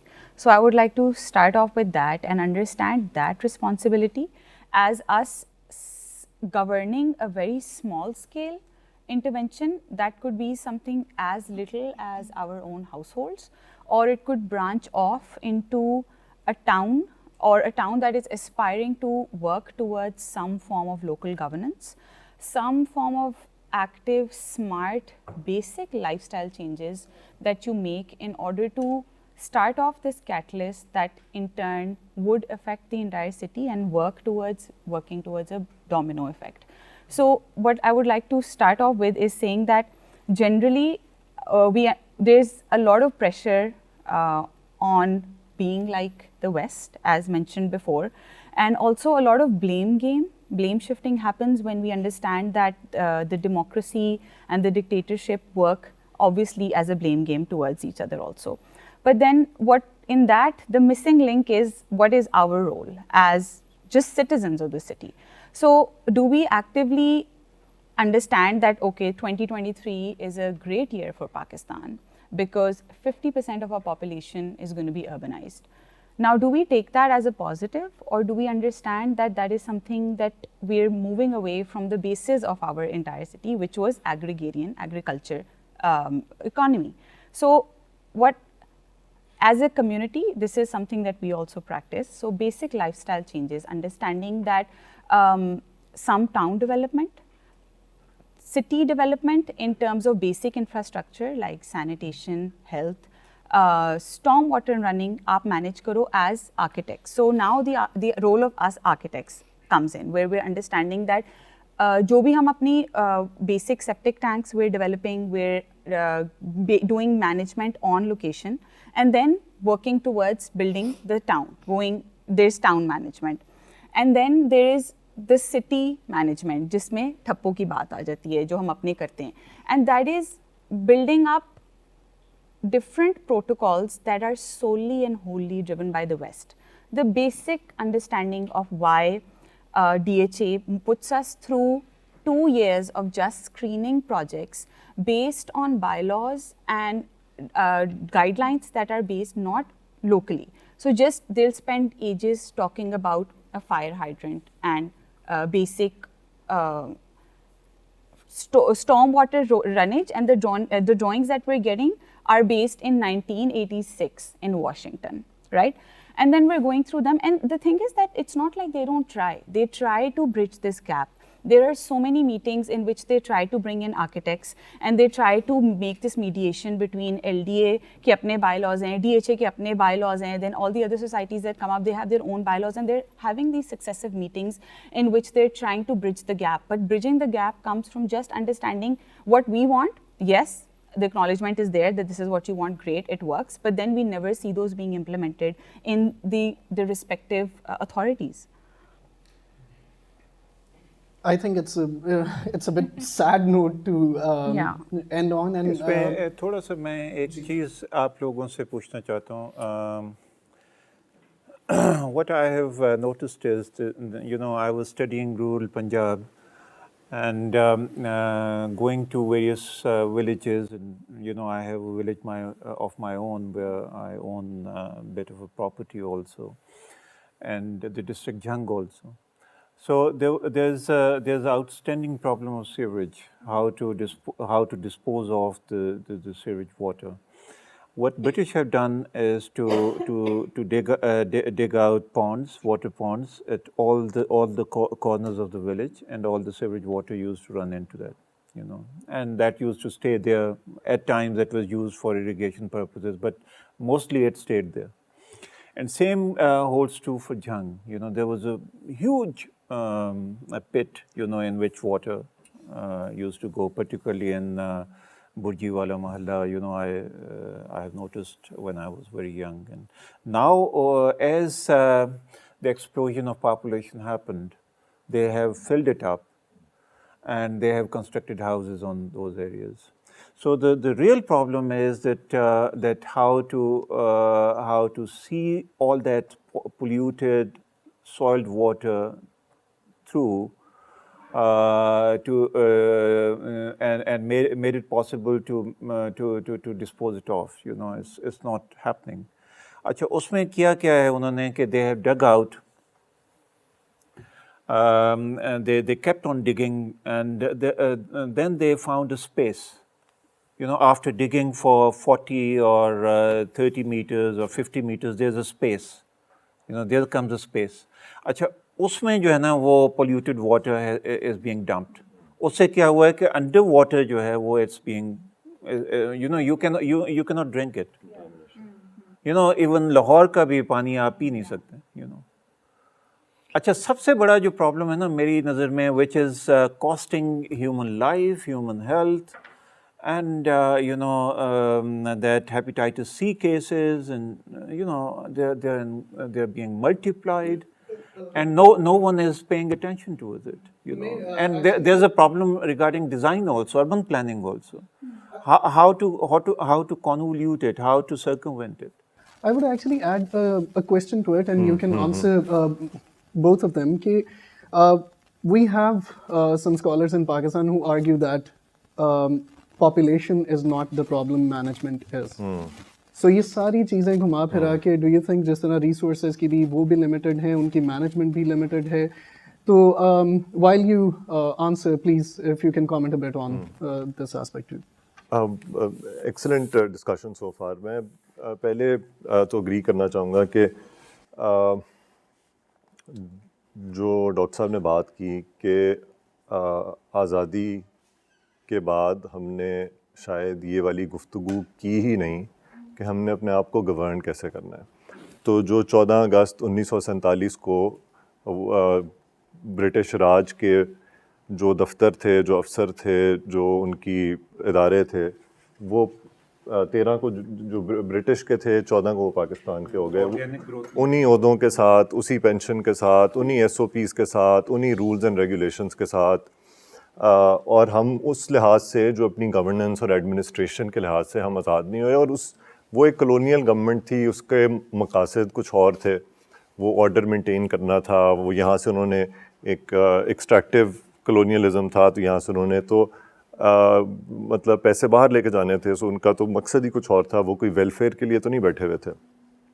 اور آج ہم 70-75 سال بعد دیکھ رہے ہیں کہ وہ نظام ایک شہری کے لیے it does not work for common citizen. D C کا دفتر جو ہے وہ صرف آج بھی جو کرسی نشین انگریز چھوڑ گیا تھا, اسی طرح اگر آپ طاقتور ہیں, اگر آپ امیر ہیں, اگر آپ کے پاس وسائل ہیں, ویل کنیکٹڈ ہیں, ہاں پھر ایل ڈی تک آپ کی رسائی ہو جائے گی, ڈی سی تک آپ کی رسائی ہو جائے گی. تو یہ سارا جو لوکل گورنمنٹ کا کانسیپٹ ہے, یہی ہے کہ عوام جو ہے اس کے پاس یہ اپنے محلے کے یونین کونسل لیول پر, اپنے ٹاؤن کے قصبے لیول پر, اپنے گاؤں کے وارڈ لیول پر, اور اپنے شہر کے, لاہور جیسے شہر کے سٹی وائڈ لیول پر فیصلہ کرنے کا اختیار جمہوری طریقے سے ہو. یہ اس طرح کے ہال میں بیٹھ کے لاہور شہر کے سارے ہر یونین کونسل کا ممبر ڈیبیٹ کرے کہ کیا ایک ایسے شہر میں جو اس وقت دنیا کا پولوٹیڈ ترین شہر ہے, ورسٹ ایئر کوالٹی, اور ہر سال ہیٹ آئلینڈ افیکٹ اتنا زیادہ بڑھ رہا ہے کہ اب آپ گرمیوں میں 50 ڈگری سیلسیس سے اوپر چلے جاتے ہیں. تو جو ایک شہر کے اندر ایک گرین سپیس تھی, یہ والٹن والی نرسریز کی جو ایئرپورٹ تھا, آپ نے وہاں پہ کانکریٹ کے میگا سٹرکچرز کھڑے کر دیے, اور اس میں کوئی کسی سے کوئی اس میں شہریوں کی آواز شامل نہیں. اس کی کیا ڈیوسٹیشن ہوگی لاہور شہر کے اوور آل, کوئی اس پہ اسٹڈیز نہیں. اسی طرح بجائے کہ آپ ایک موجودہ شہر کو ٹھیک کریں, آپ نے پرانے شہر کی بات کی, دنیا بھر میں جو اس وقت جو 15 منٹ سٹی کا کانسیپٹ ہے, آپ کے جو انڈیجنس جو پرانے شہر ہیں وہ سارے 15 منٹ سٹی کے پرنسپل پہ کنسٹرکٹیڈ ہیں. پرانا لاہور شہر دیکھ لیں, میں اپنے ناروال کا محلہ دیکھ لوں, وہاں 15 منٹ کے اندر آپ کی ساری ضروریات پوری ہو جاتی ہیں. چاہے آپ نے کپڑا لینا ہے, کھانا کھانا ہے, جو کرنا ہے, اسکول جانا ہے, یہ اب دنیا اس طرف جا رہی ہے. اور ہم نے اپنے پرانے شہروں کو جو ہے وہ سلمز بنا دیا ہے وہاں پہ. اور جو ایک ویسٹ نے 1950s میں غلطیاں کیں کہ they started building their cities for cars, کیونکہ آٹو موبیل نے وہاں پہ جب اتنی, اور وہاں پہ تو خیر بہت زیادہ لوگ آٹو موبیل افورڈ کر سکتے تھے, تو ایک طرح سے کیس بنایا بھی جا سکتا ہے کہ اکثریت کے لیے بن رہی تھی. یہاں پہ تو بہت تھوڑے لوگ کار چلاتے ہیں. لاہور شہر میں ابھی بھی اکثریت جو ہے وہ پیدل سفر کرتی ہے. نظر نہیں آتا ہمیں, کیونکہ موٹر کار والے کو تو صرف اپنا رستہ نظر آ رہا ہوتا ہے. سائیکل پر اور موٹر سائیکل, یہ تینوں combined are the biggest transport modes, but we plan for the car. اور آج اس کی ڈیوسٹیشن آپ دیکھ لیں کہ لاہور شہر جو ہے وہ اتنا بڑا ایک میٹروپولیٹن ایریا بن گیا ہے, اس پہ کوئی چیک نہیں. D H A is outside of that accountability. Bahria town کی کوئی اکاؤنٹیبلٹی نہیں, کسی ہاؤسنگ سوسائٹی کی کوئی اکاؤنٹیبلٹی نہیں. جو سڑک بنتی ہے اس وقت, کوئی فرض کیجئے کوئی اوور ہیڈ بنتا ہے, اس کا بینیفیشری ہوگا جو ہونڈا سیوک چلاتا ہے یا ٹویوٹا کرولا چلاتا ہے, اور اس کو بنانے میں پیسے غریب کا ٹیکس بھی اسی میں جا رہا ہے. سو آئی تھنک یہ وہ بنیادی سوالات ہیں. یہ جب تک تھرڈ ٹیئر لوکل گورنمنٹ اور حقیقی معنوں میں شہریوں کو طاقت نہیں ملے گی, تو یہ ایلیٹ کیپچر جو اس وقت ہم دیکھ رہے ہیں, یہ اور زیادہ سے زیادہ ہمارے شہروں میں ان ایکوالٹی کو جنم دے گا. اور اربن ڈیزائن کے حوالے سے میں ایک کامنٹ کرنا چاہوں گا کہ ابھی کلونیل پاسٹ کی بات ہوئی.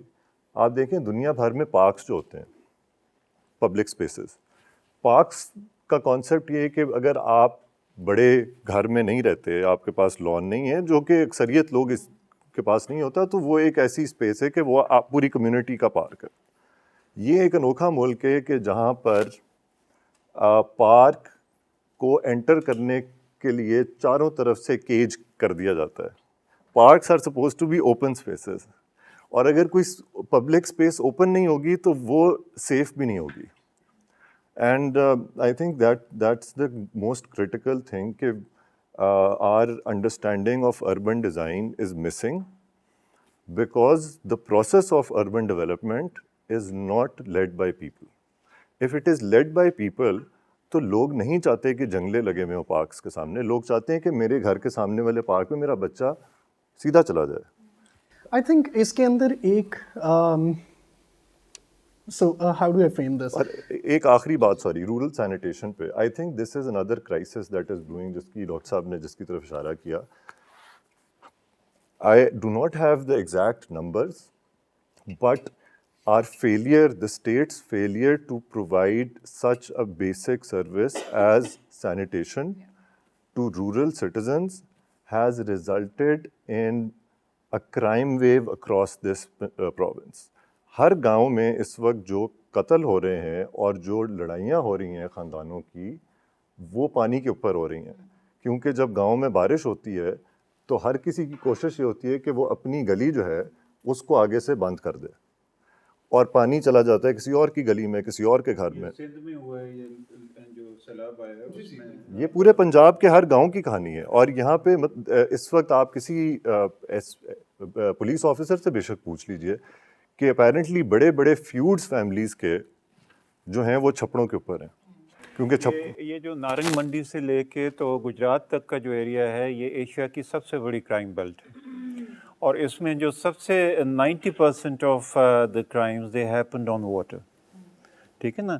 تو اور رورل ایریاز میں واٹر آبویسلی ہسٹوریکلی وہ تو کہتے ہیں نا کہ جہاں پہ واٹر ہو, جہاں پہ سن لائٹ ہو, تو وہاں پہ سویلائزیشن آتی ہے. سو اس وجہ سے واٹر کو آپ نے پریزرو کیسے کرنا ہے, اس کو ریسائیکل کیسے کرنا ہے, اس صاف پانی کو آپ کو لوگوں تک پہنچانا ہے, اس کی ایکسیس کو کیسے پاسبل بنانا ہے. یہ میرا خیال ہے سینیٹیشن کے حوالے سے اور اربنائزیشن کے حوالے سے سب سے بڑے سوالات ہیں. وہ جو کہتے ہیں کہ تھرڈ ورلڈ وار جو ہے پانی کے اوپر ہوگی, وہ واقعتاً ہوگی. اور میں سمجھتا ہوں کہ پاکستان کے جو اربنائزیشن کے حوالے سے جو مسائل میں نے, اس میں انڈس واٹر بیسن کی کا بہت بڑا رول ہے ایوب خان کے. اس نے بیڑا غرق کر دیا لاہور کا, تو بیڑا غرق جو ہے نا ایک واحد اس انڈس واٹر بیسن راوی کے ساتھ جو کچھ انہوں نے کیا, اور وہ اس کا میرے خیال میں کہ to a great extent the onus is on Ayub Khan's this initiative. اس میں سر آخری بات میں یہ کرنا چاہوں گا. So I have had the honour to serve a rural district as a local government head in Narowal, and one of the things we struggled with کہ ہمارے پاس کوئی انڈیجنس ایسا ڈیزائن ایگزسٹ کرتا ہی نہیں ہے کہ ایک چھوٹی کمیونٹی 500 سے فرض کریں 1000 لوگوں کی کمیونٹی ہے, ہم ان کو سیوریج کے پائپ بچھا کے نہیں دے سکتے اگر کوئی نزدیک نالا نہیں ہے. انڈیا میں بہت سارا کام ہو رہا ہے, MIT نے پوری لیب سیٹ اپ کر دی ہے.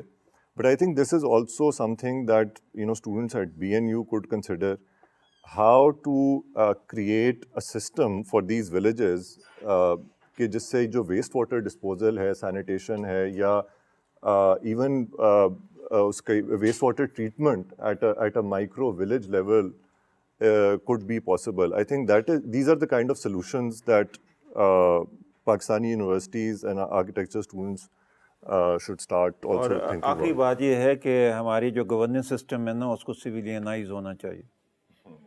Civilization of our governance structure, system of governance is the sine qua non. Without it you cannot do anything. اب آپ کر ہی نہیں سکتے, آگے روڈ بلاک آ جاتا ہے. کیوں؟ کیونکہ the very sacred of few people, they have their interests, they have their stakes there. Manal, you wanted to make a comment? I want to add to give you an example of the society that we're living in. We're all group of architects, artists, designers that live together. And we, unfortunately or fortunately, do not have the privilege of having a sewage line or a gas pipe at our area. So we do come up with a lot of basic, that's where I was trying to start at, that just the basic design of the house is, and the basic premise of the sewage water, the grey water, the white water being selected. So all of that is being done within our respective households. So the water that is then essentially getting out is just clear water, and it's water that can be used to like water the vegetables or the garden or the basic runoff that's happening along the roads. Now, in order to organize the water runoff, we as a community decided that the absolute possible worst solution to this could be concreted roads. So what now we do is that we have basic kachi roads everywhere, jiske upar we just do light gravel and chuna and red chuna. And as in section, we see that the roads are slightly higher and the edges are just a little under 2 inches. We have drains running all around. So within this circle, urban circle of 40 houses, we are the only town which unfortunately we're the little circle that is at a lower level, whereas the entire other neighborhood is raised for this very reason, that they want to obviously not be a part of any form of water collection. But as a result, now we've started analyzing that because we have that basic capacity for the water to be drenched within the earth, we have efficiently and mindfully planned basic channels that are allowing this water to be either disposed of or mindfully be reused. We're the ones that are always dry throughout the even heavy peak seasons of monsoons.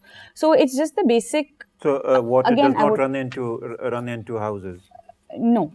It's because we're the landscape of our areas. We all have our own plantation, our own vegetable farming happening.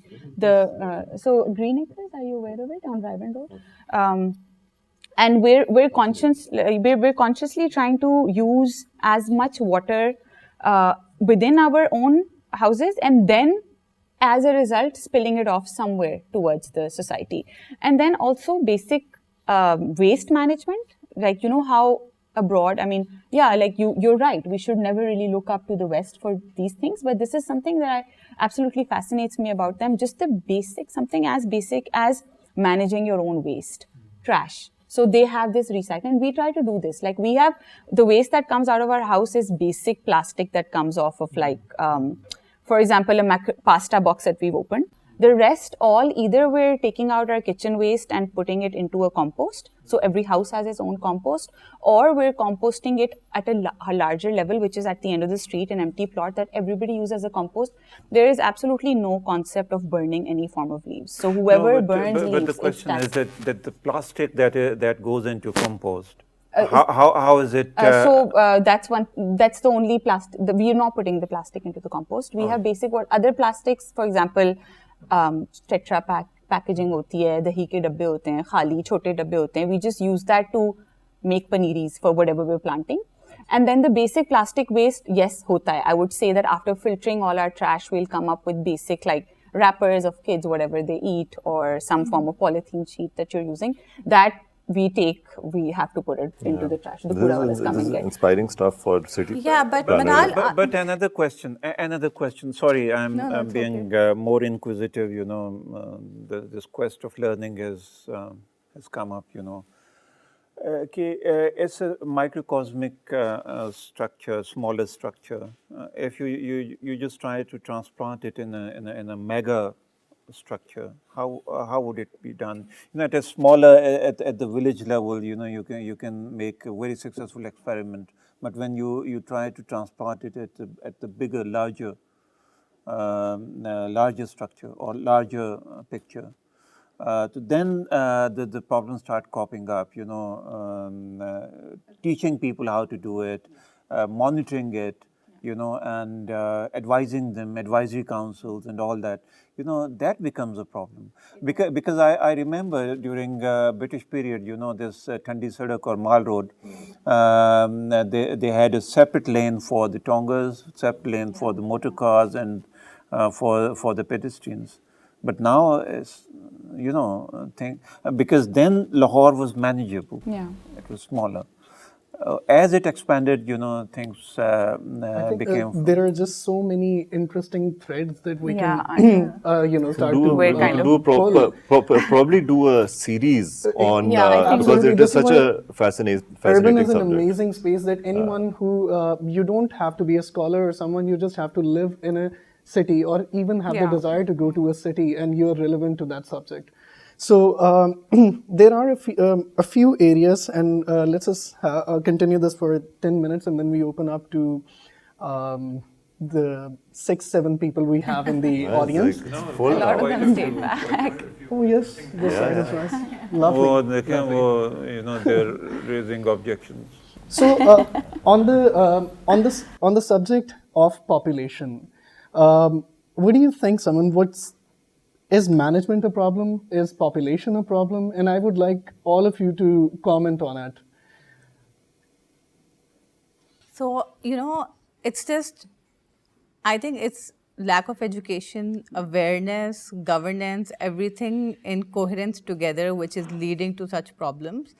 It's just from a fundamental, if we start off with a fundamental, ground, which is slums development, where we see the most amount of population, and as we get more educated, maybe the population stop increasing per family. So, it's just a general awareness of how we can control, how can we govern. Like, there's this very famous Netflix documentary or Netflix, which is One Town Nation. I don't know if you guys have seen it, about China, where there was a law where every family could just have one child, and that's it. But it also had its consequences. It also had a lot of its cons. I'm not saying that we go very, we are very strict about something which is as small as One Town Nation, but we're also about, hamara fundamental is that, we need to just bear more so they can bring more income to the family, perhaps. And that's how, we're also doing a project on slums, and they want to have more children just because of the poverty which is coming into the country. So they feel, but they also don't realize that, they're more to feed, and then eventually they're more responsible. And again, if we come back to water sanitation, then there's more resources going into raising them to a particular age level, after which, unfortunately, child labor starts, God knows, rapes and all of those things start. So, there are consequences of everything. So, it's a general awareness and general knowledge that we need to bring from the slum levels. हमारा बहुत अच्छा शुरू हुआ था मर्दमशुमारी, which has gone down, which has completely vanished.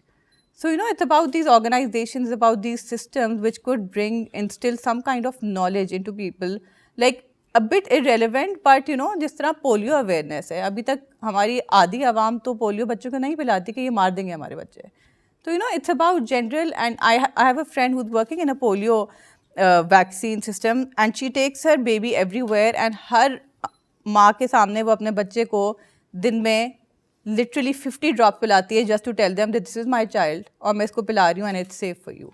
So, we have to do such things to bring some kind of awareness that, we're not trying to kill your children, we're not trying to do something which is bad for you, but it's just generally making the awareness of what is better, what is beneficial for the country as a whole. And I'm with administration में, was there an initiative for Narwhal या इस चीज़ के ऊपर कुछ focus आपको नज़र आता है या नहीं?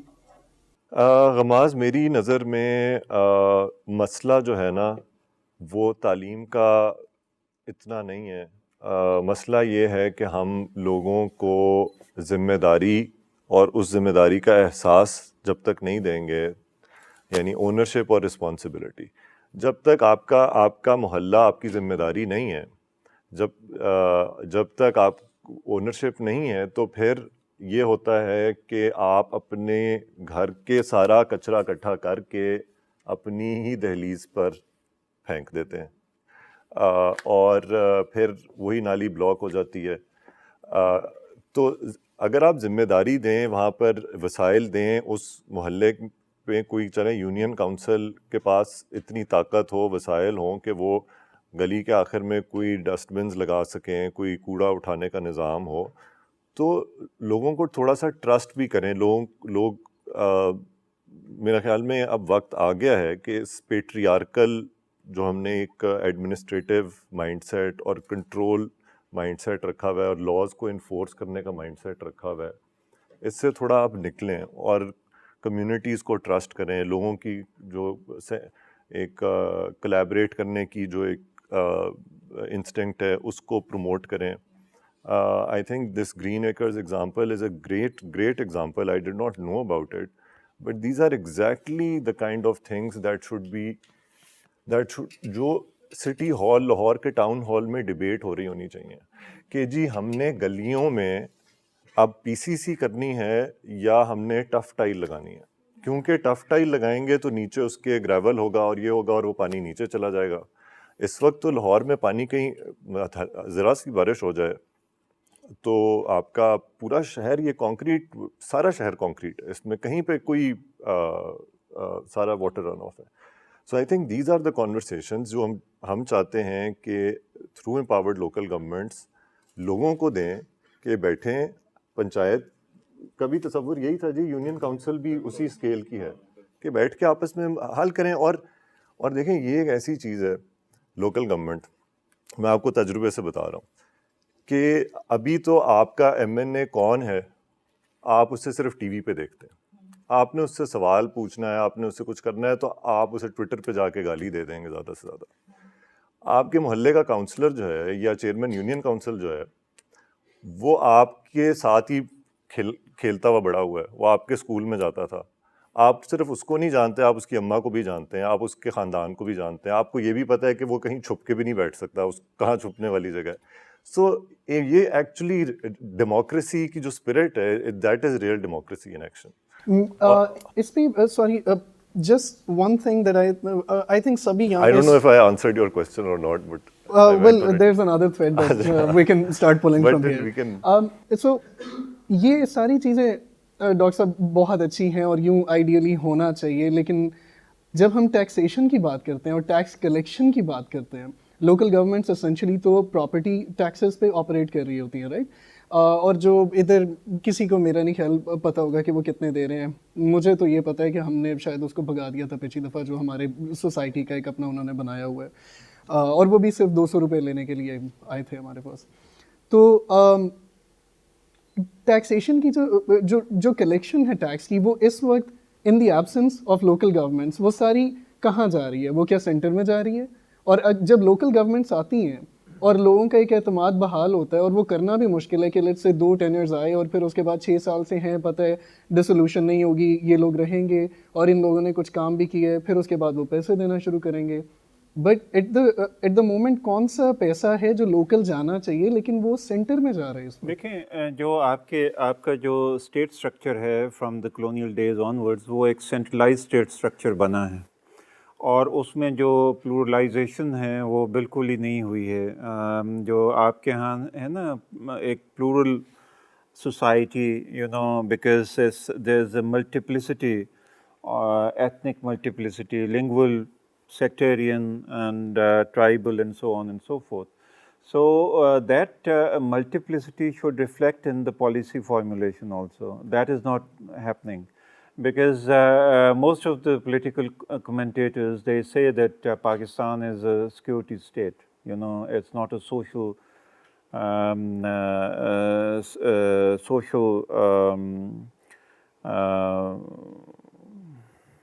welfare state. You know, all your focus is on the security, you know, national security, and that has given extra premium and extra power as well as focus on your security operators. ایک تو centralization کا یہ ہے مسئلہ کہ since your national narrative and your own perception about yourself is that you're bound to be a national security state, therefore everything is going to be centralized. اور اس میں یہ ہے کہ whenever there is a peace, you know, peace is something that we seem to be really terrified of. کہ یار کہیں پیس نہ ہو جائے.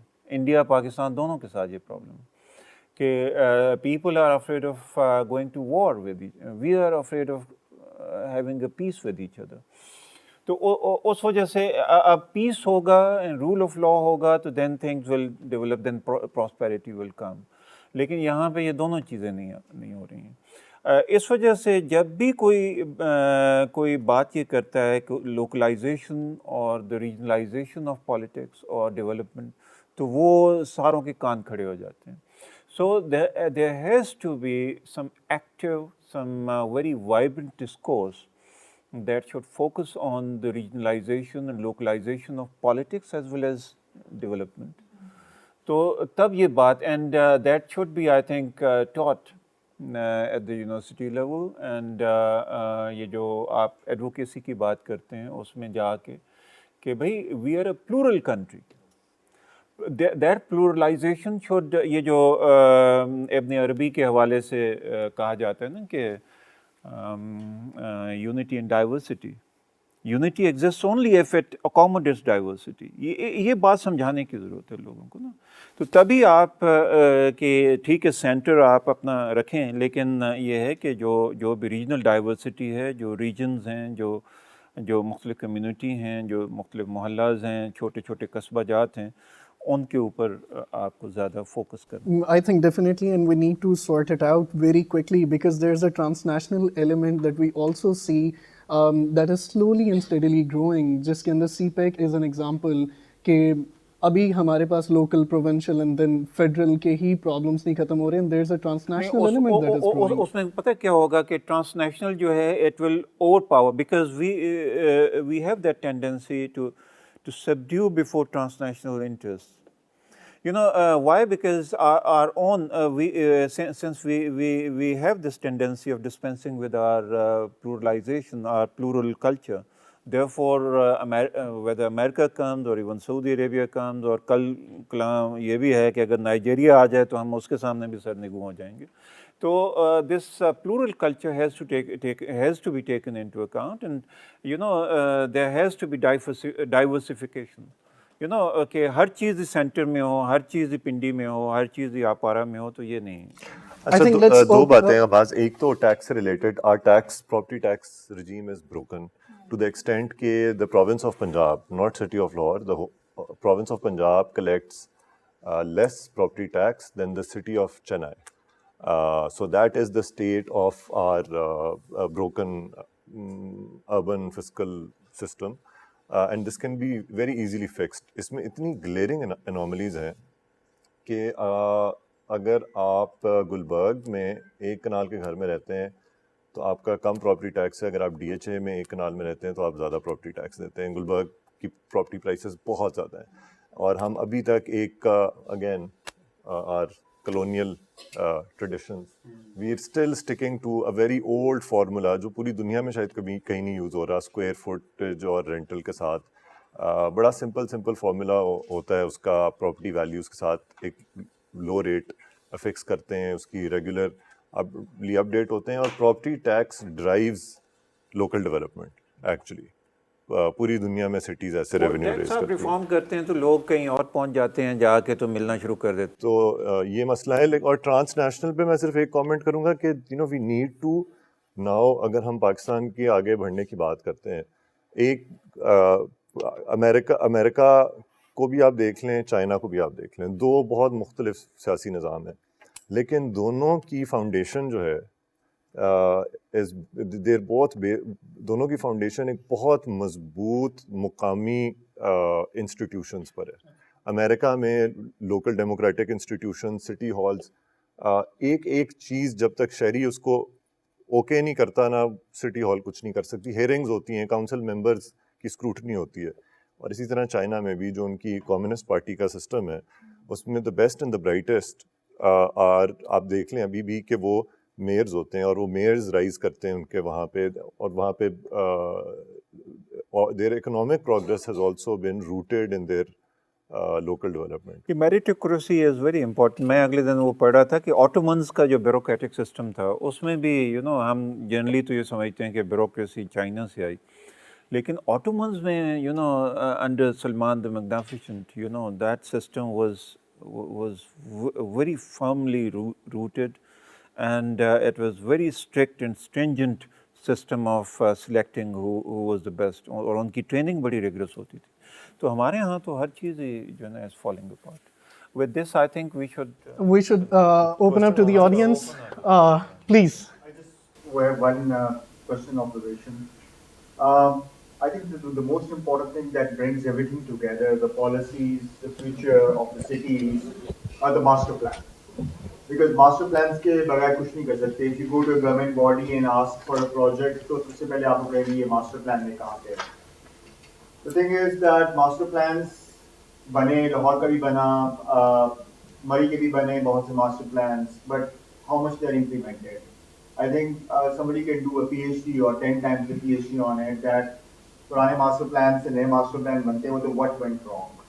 آپ مری کی ایگزامپل لے لیں. The last master plan looked at it was so comprehensive, so detailed, but we know that Murray problems are just increasing. دوسری چیز یہ ہے کہ master plan are supposed to get the input from the grassroots level, including the local bodies.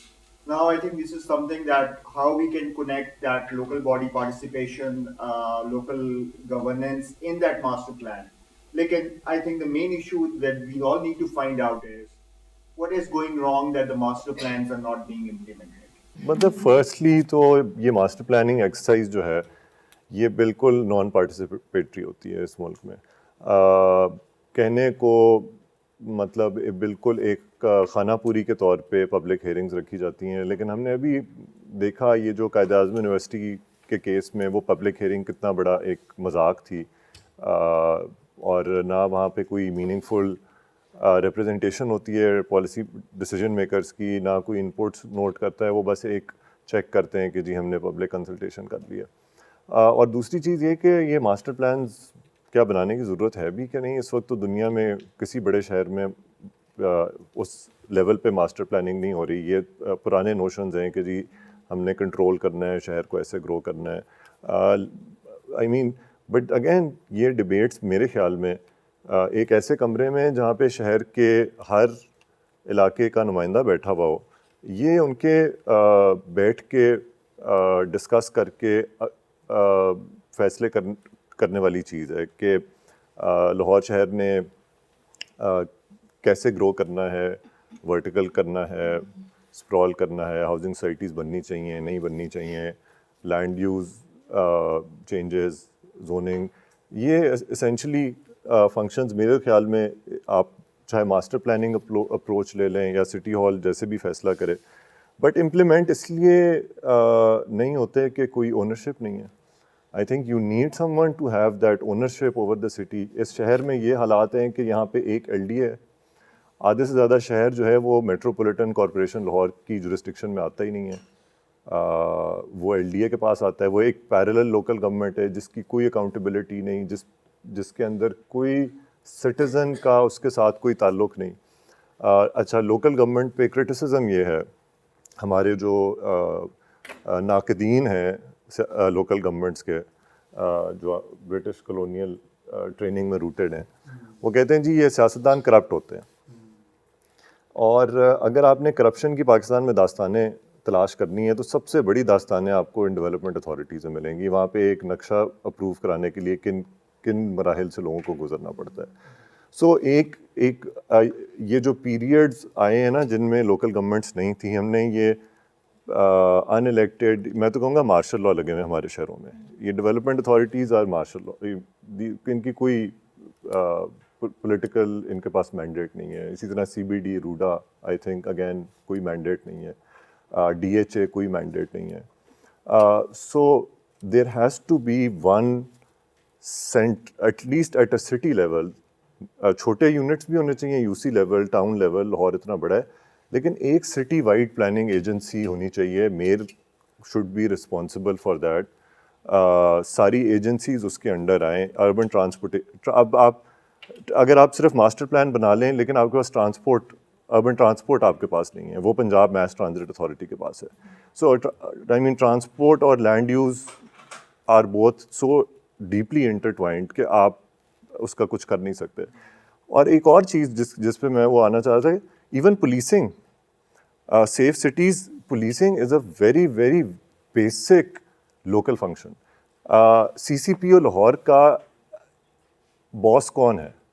سی سی پی او لاہور کا باس جو ہے وہ chief minister ہے. چیف منسٹر پورے صوبے کا چیف منسٹر ہے.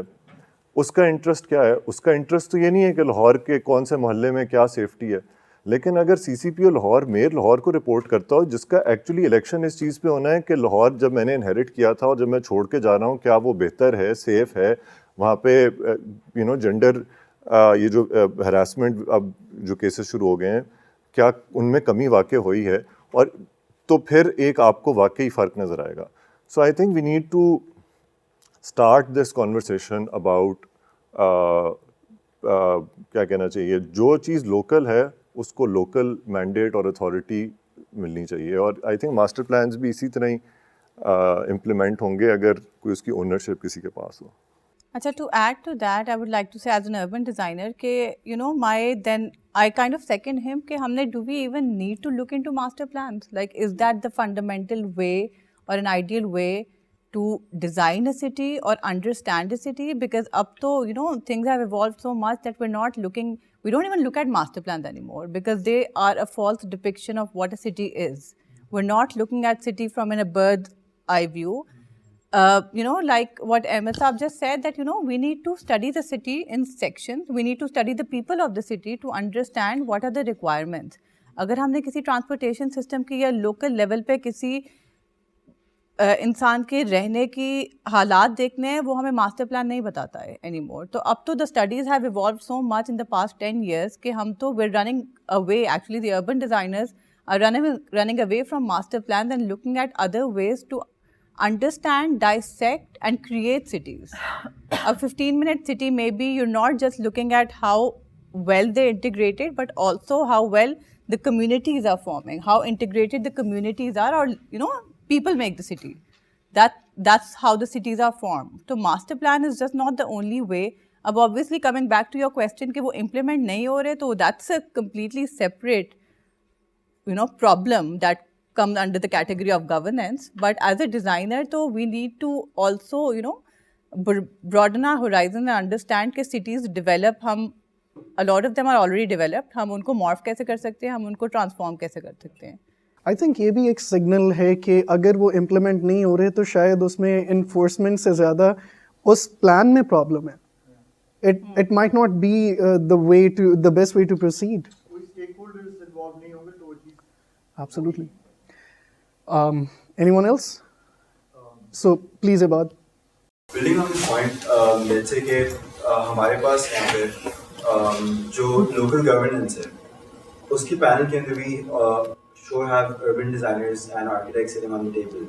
But my question is, اس طرح بھی CBD کی بات ہوئی تھی, ٹھیک ہے, there's a huge money that's being invested in it, but there's a lot of flaws that it has. تو my question is کہ جب یہ بڑے ڈیسیجنس لیے جاتے ہیں across the panel, جو end decision ہے, who is in control of it? Is it the local governance? Is it the town planners? Is it the urban architects or urban planners? And if let's say the local governance is in power of making the final decision, ان کے agendas کچھ اور ہوتے ہیں, جس طرح Ms. Aman said کہ they completely morph the whole project. So like how do you settle this debate that who has the final decision or more say what has to be built and who can understand it better? So who is the mayor in the So absence ایک of a case mayor? ہے بہت important I think, and this is a very good question and you should look it up. It's called the Imrana Tiwana judgment. یہ ایک ایسا case تھا جس نے ہمیشہ کے لیے ایک پرنسپل سیٹ کر دیا ہے. جب لاہور میں ایک بڑا ریڈیکولس آئیڈیا پرپوز ہوا کہ ایک ایلیویٹڈ ایکسپریس وے چلے گی گلبرگ سے لے کے ٹھوکر تک, اور پتہ ہے یہ کوئی نئی چیز نہیں ہے, یہ ویسٹ میں اس طرح کے بہت کریزی آئیڈیاز آئے تھے جب گاڑی نہیں آئی تھی. تو اس وقت کے لاہور ہائی کورٹ میں جسٹس منصور علی شاہ نے کہا کہ فنڈامنٹلی جو بھی فیصلہ شہر سے متعلق ہے وہ لوکل گورنمنٹ کے ذریعے ہونا چاہیے. اس کو ججمنٹ کو آگے ڈائلیوٹ کر دیا گیا, بٹ اسی پریمس کو استعمال کرتے ہوئے لوگ پھر ہائی کورٹ گئے کہ جی جو روڈا ہے CBD از آلسو سملر, کہ جی یہ تو آپ شہر کو اکھاڑ کے اور شہر ہے کس کا؟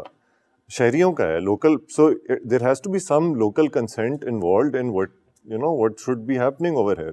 Should it be مطلب لاہورز گرینڈ سینٹرل پارک, یہ بھی ایک تو ایک آپشن تھی, آپ کے پاس گرین اسپیسیز نہیں ہیں, یہ تو لیکن لاہور کو فیصلہ کرنا چاہیے تھا. سو اس میں پروونشل گورنمنٹ نے اپیرنٹلی ایک لا پاس کیا, ایک اتھارٹی بنائی, اس کو پاورز دیں, بٹ آئی تھنک کانسٹیٹیوشن کے حساب سے اگر دیکھا جائے تو یہ گرے ایریا میں ہے, سی بی ڈی بھی اور روڈا بھی, اور اسٹرائک ڈاؤن بھی ہو گیا تھا روڈا ایک دفعہ, ابھی میرا خیال اسٹے آرڈر پہ چل رہا ہے. اور چونکہ اس میں بہت زیادہ پیسے انوالوڈ ہیں, دیکھیں اگر میں ایک پرائیویٹ ڈیولپر ہوں اور میں نے ایک بہت بڑی سوسائٹی بنانی ہے, اب مجھے کیسے زمین لے کے دیں گے, کیسے ملے گی, کہاں لوں گا؟ وہ تو جا کے اب کہیں راجن پور لیا میں شاید جا کے ملے گی. سو آپ کو شہر کے اندر اسٹیٹ ایمیننٹ ڈومین جس کو سیکشن 4 کا ابیوز ہو گیا نا, یہ تو سرکار صرف زمین تب خرید سکتی ہے, اور اس کے بڑے اسٹرکٹ کرائٹیریا ہوتا ہے. اگر آپ کوئی پبلک سروس پرووائڈ کر رہے ہیں, اگر آپ اسکول, کالج, یا آپ نے رائٹ آف وے دینا ہے کسی بجلی کے لیے یا سیوریج کے لیے, لیکن پرائیویٹ ڈیولپمنٹ کے لیے سرکار زمین لے کے کسی پرائیویٹ ڈیولپر کو دے دے, I mean this is just plain wrong. And I am surprised that there is not enough opposition, resistance. I think ہم ابھی بھی لائک سو لینڈ ایکسپروپریشن ایک اور بہت بڑا پرابلم ہے کہ اسٹیٹ نے اچھا لینڈ لیا, اس کے بعد آگے مہنگا کر کے بیچ دیا پرائیویٹ سے پرائیویٹ کو, اس کے اوپر پبلک انفراسٹرکچر نہیں ہے. بٹ ابھی بھی like if we have to blame someone, who is to blame? The chief minister? Who is like کس کو آپ کہہ سکتے ہیں؟ لائک آپ ٹھیک ہے پیٹیشن تو کر سکتے ہیں, بٹ دین اگین وہ فیوچر ریفرنس بن جائے گا پھر اس کے بعد. I think this real estate, so میرے خیال میں اب ریئل اسٹیٹ سیکٹر کو بھی دیکھنا چاہیے کہ there is actually money to be made in a better way. You can actually work around with zoning laws and reimagine all of Main Boulevard. آپ اس کو as you were seeing right ابھی کہ ہمیں we need to reimagine, اور وہ I think وہ dearth of ideas ہے کہ ابھی انہیں سمجھ نہیں آئی کہ آپ ریئل اسٹیٹ ٹائکون ہوتے ہوئے بھی آپ اس طرح کی قبضے کیے بغیر لوگوں کی زمینوں پہ بھی پیسے بنا سکتے ہیں. بٹ آئی تھنک ابھی بھی دس از the matter is sub judice right now. Yes. So this question is for everyone across the panel. Sir Ahmed, you spoke about two things. So you mentioned that as a problem that we never wondered how to govern ourselves after the independence, and then you followed that by saying the process of urban development is not led by the people at the moment and by the civilians, which is a problem on the urban scale. Okay. So basically, as a student, my understanding of the city at this point in time, and even if we look at the news and whatever's been going on at this point in time, there's a lot of internal conflict within the civilians and how they think. Like even a few days ago, audit march, there were so many internal conflicts.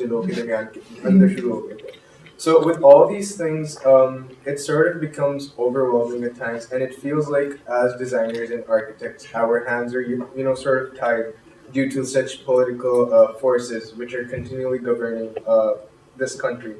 And especially at the moment, we're working on this project on slums. Dehleez Ki Baat.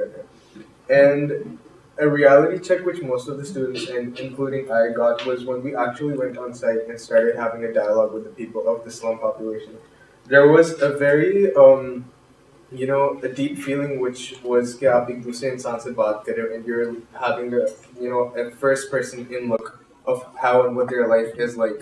So what advice or anything you would like to say or tell us students in terms of a very realistic perspective or something which we can do from this point onwards to sort of make a difference on that scale, considering whatever is going on?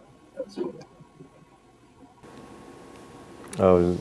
So yeah, who would like to comment first?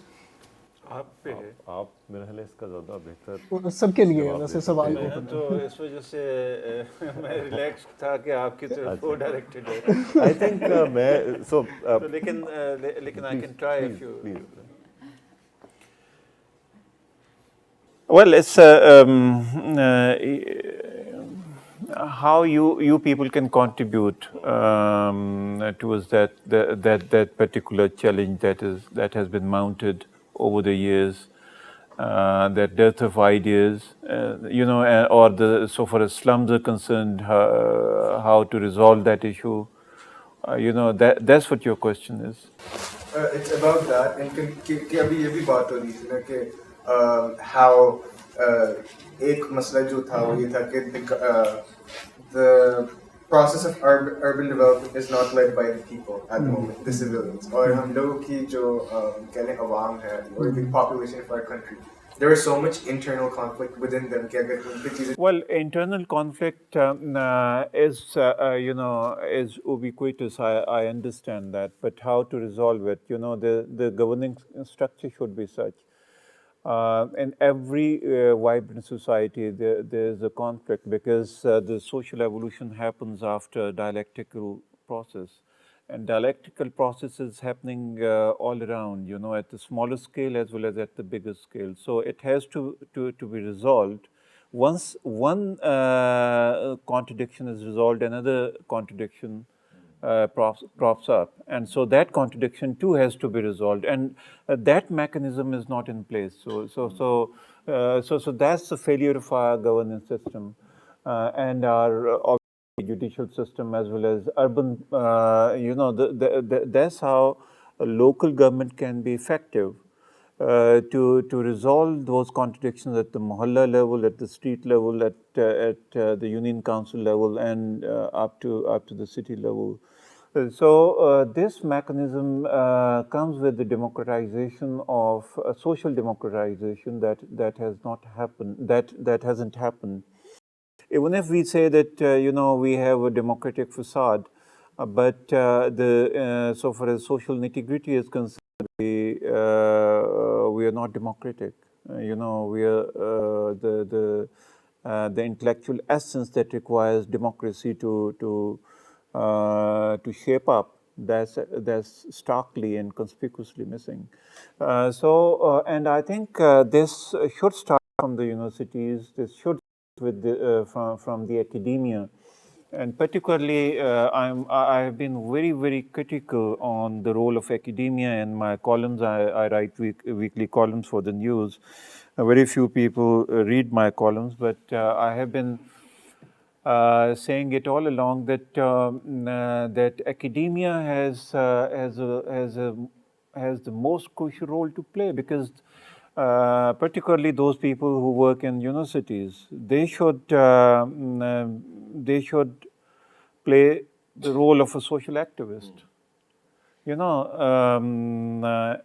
Imbibing or inculcating awareness among the people, their opinion and be brave enough to articulate whatever they think about. बाद में consequences क्या होते हैं ये तो बात की बात। अच्छा, मेरे पास पहले अच्छा जवाब नहीं था, लेकिन अब एक बहुत मुख्तसर अच्छा और डॉक्टर साहब के जवाब को ज़्यादा मैं प्रैक्टिकल रंग ये दूंगा.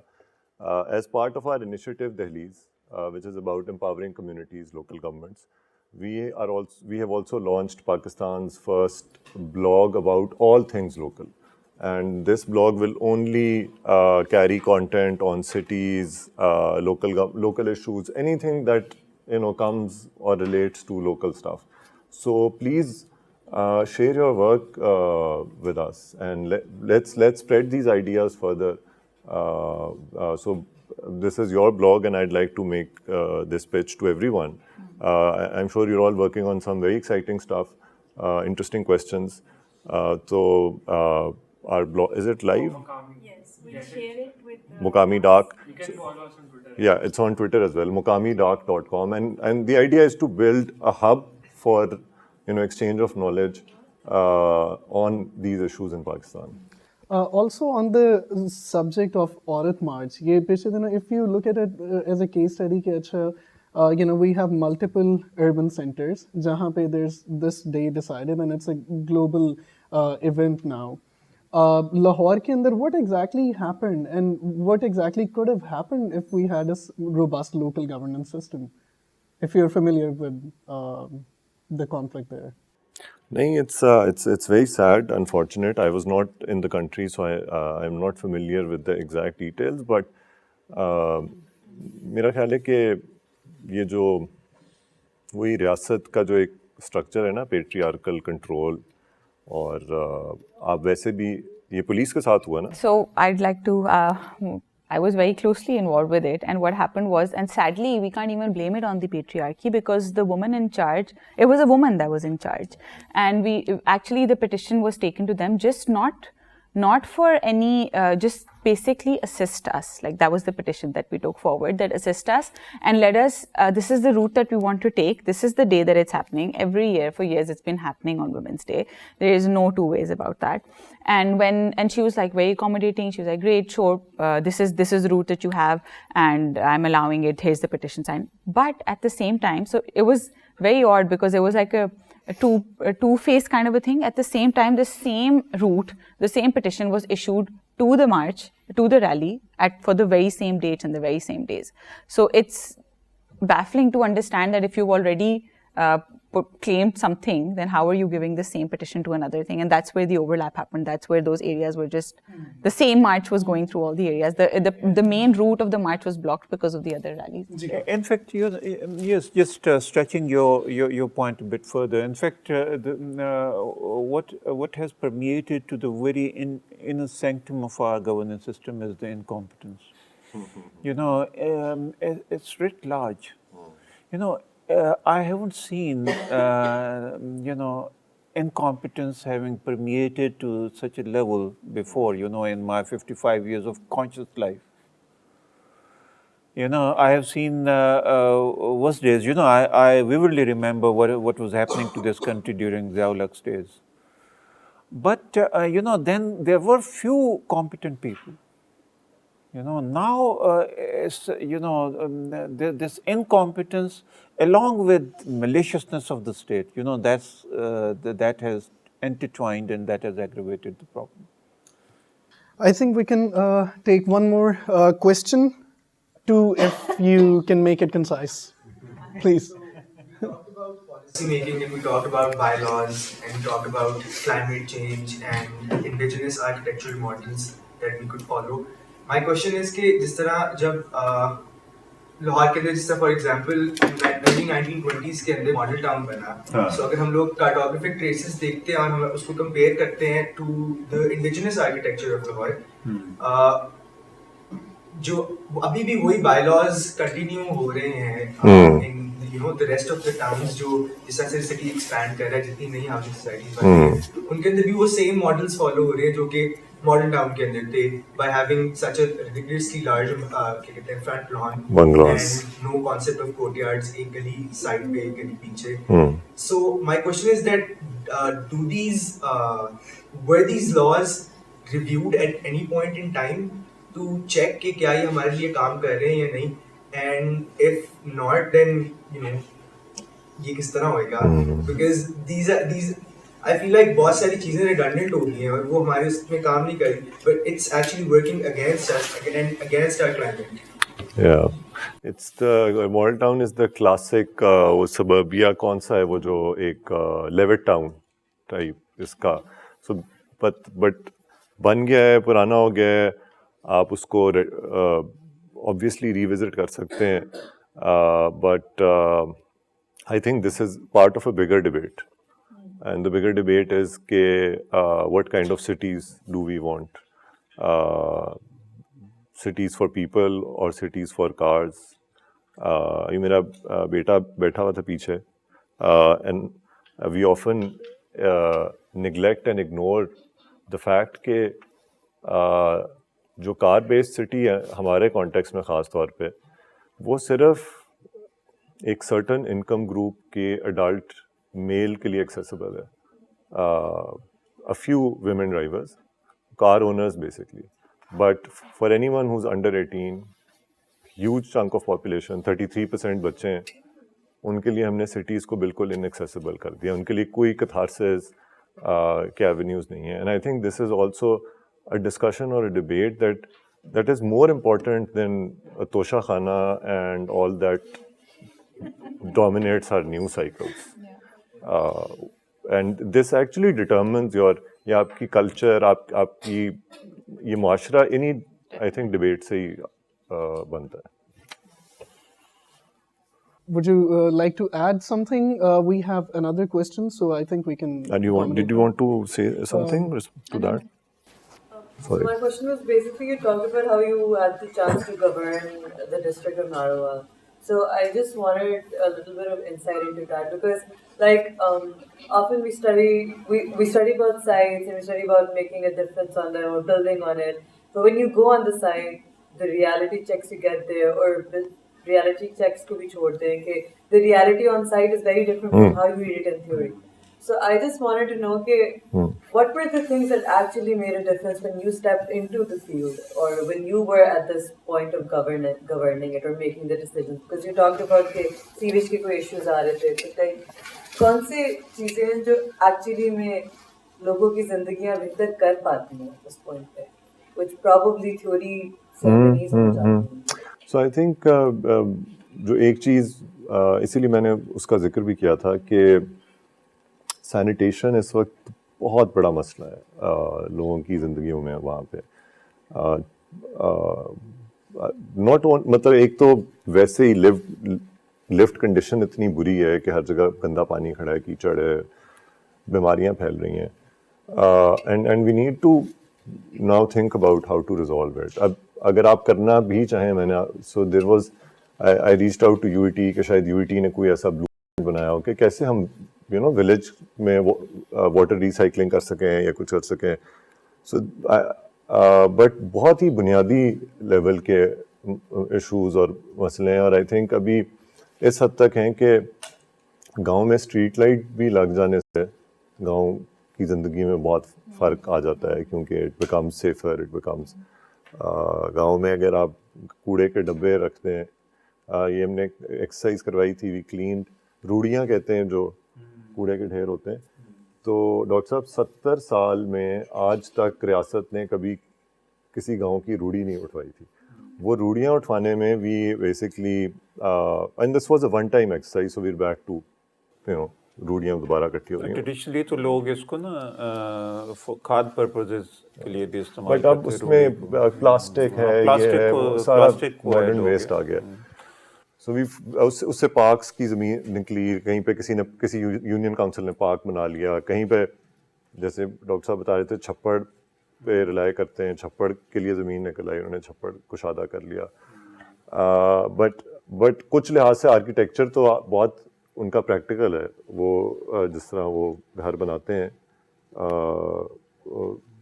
آئی تھنک اب ہمارے یہاں نا ڈیولپمنٹ جمپس میں ہوتی ہے, leaps. There is no organic development, like many people go abroad, their father goes to Kuwait or UAE and earns money and he sends back money, اور وہ پکا گھر اونچا سا بنا لیتے ہیں. اچھا, without going into the exigencies of climate or the ambience and the overall environment. Similarly, toilet system ban gaya, where to get this, how to make an exit, اس کو باہر کیسے نکالنا ہے, they're clueless. Similarly, اب پنجاب میں تو ایک بہت بڑا پرابلم ہو گیا. when I was a kid, I saw lots of شیشم کے درخت and کیکر کے درخت, and now the whole Punjab is denuded of greenery. یہ سارے درخت کچھ جو ہیں یہاں پہ مثلا یہ پچھلے کوئی 12-13 سالوں میں لاہور اٹسیلف میں 4,000 درخت جو ہیں وہ ڈیولپمنٹ کے نام پہ کٹوا دیے. So this sensitivity has to be developed. And very shortly, if it's not too idealistic on my part, healthcare and education, these are the two areas on which maximum effort and capital investment should go into. You can make a difference, by improving upon your education system, by improving upon your healthcare. That is the key to sustainable development and your, millennium goals and so on and so forth. And on that note, I think we've taken more time than we actually agreed upon. Thank you so much for coming, and I thank you very much, all the panelists. This had been a great discussion, and please share it with your friends once the YouTube link is up. Thank you so much. Thank you.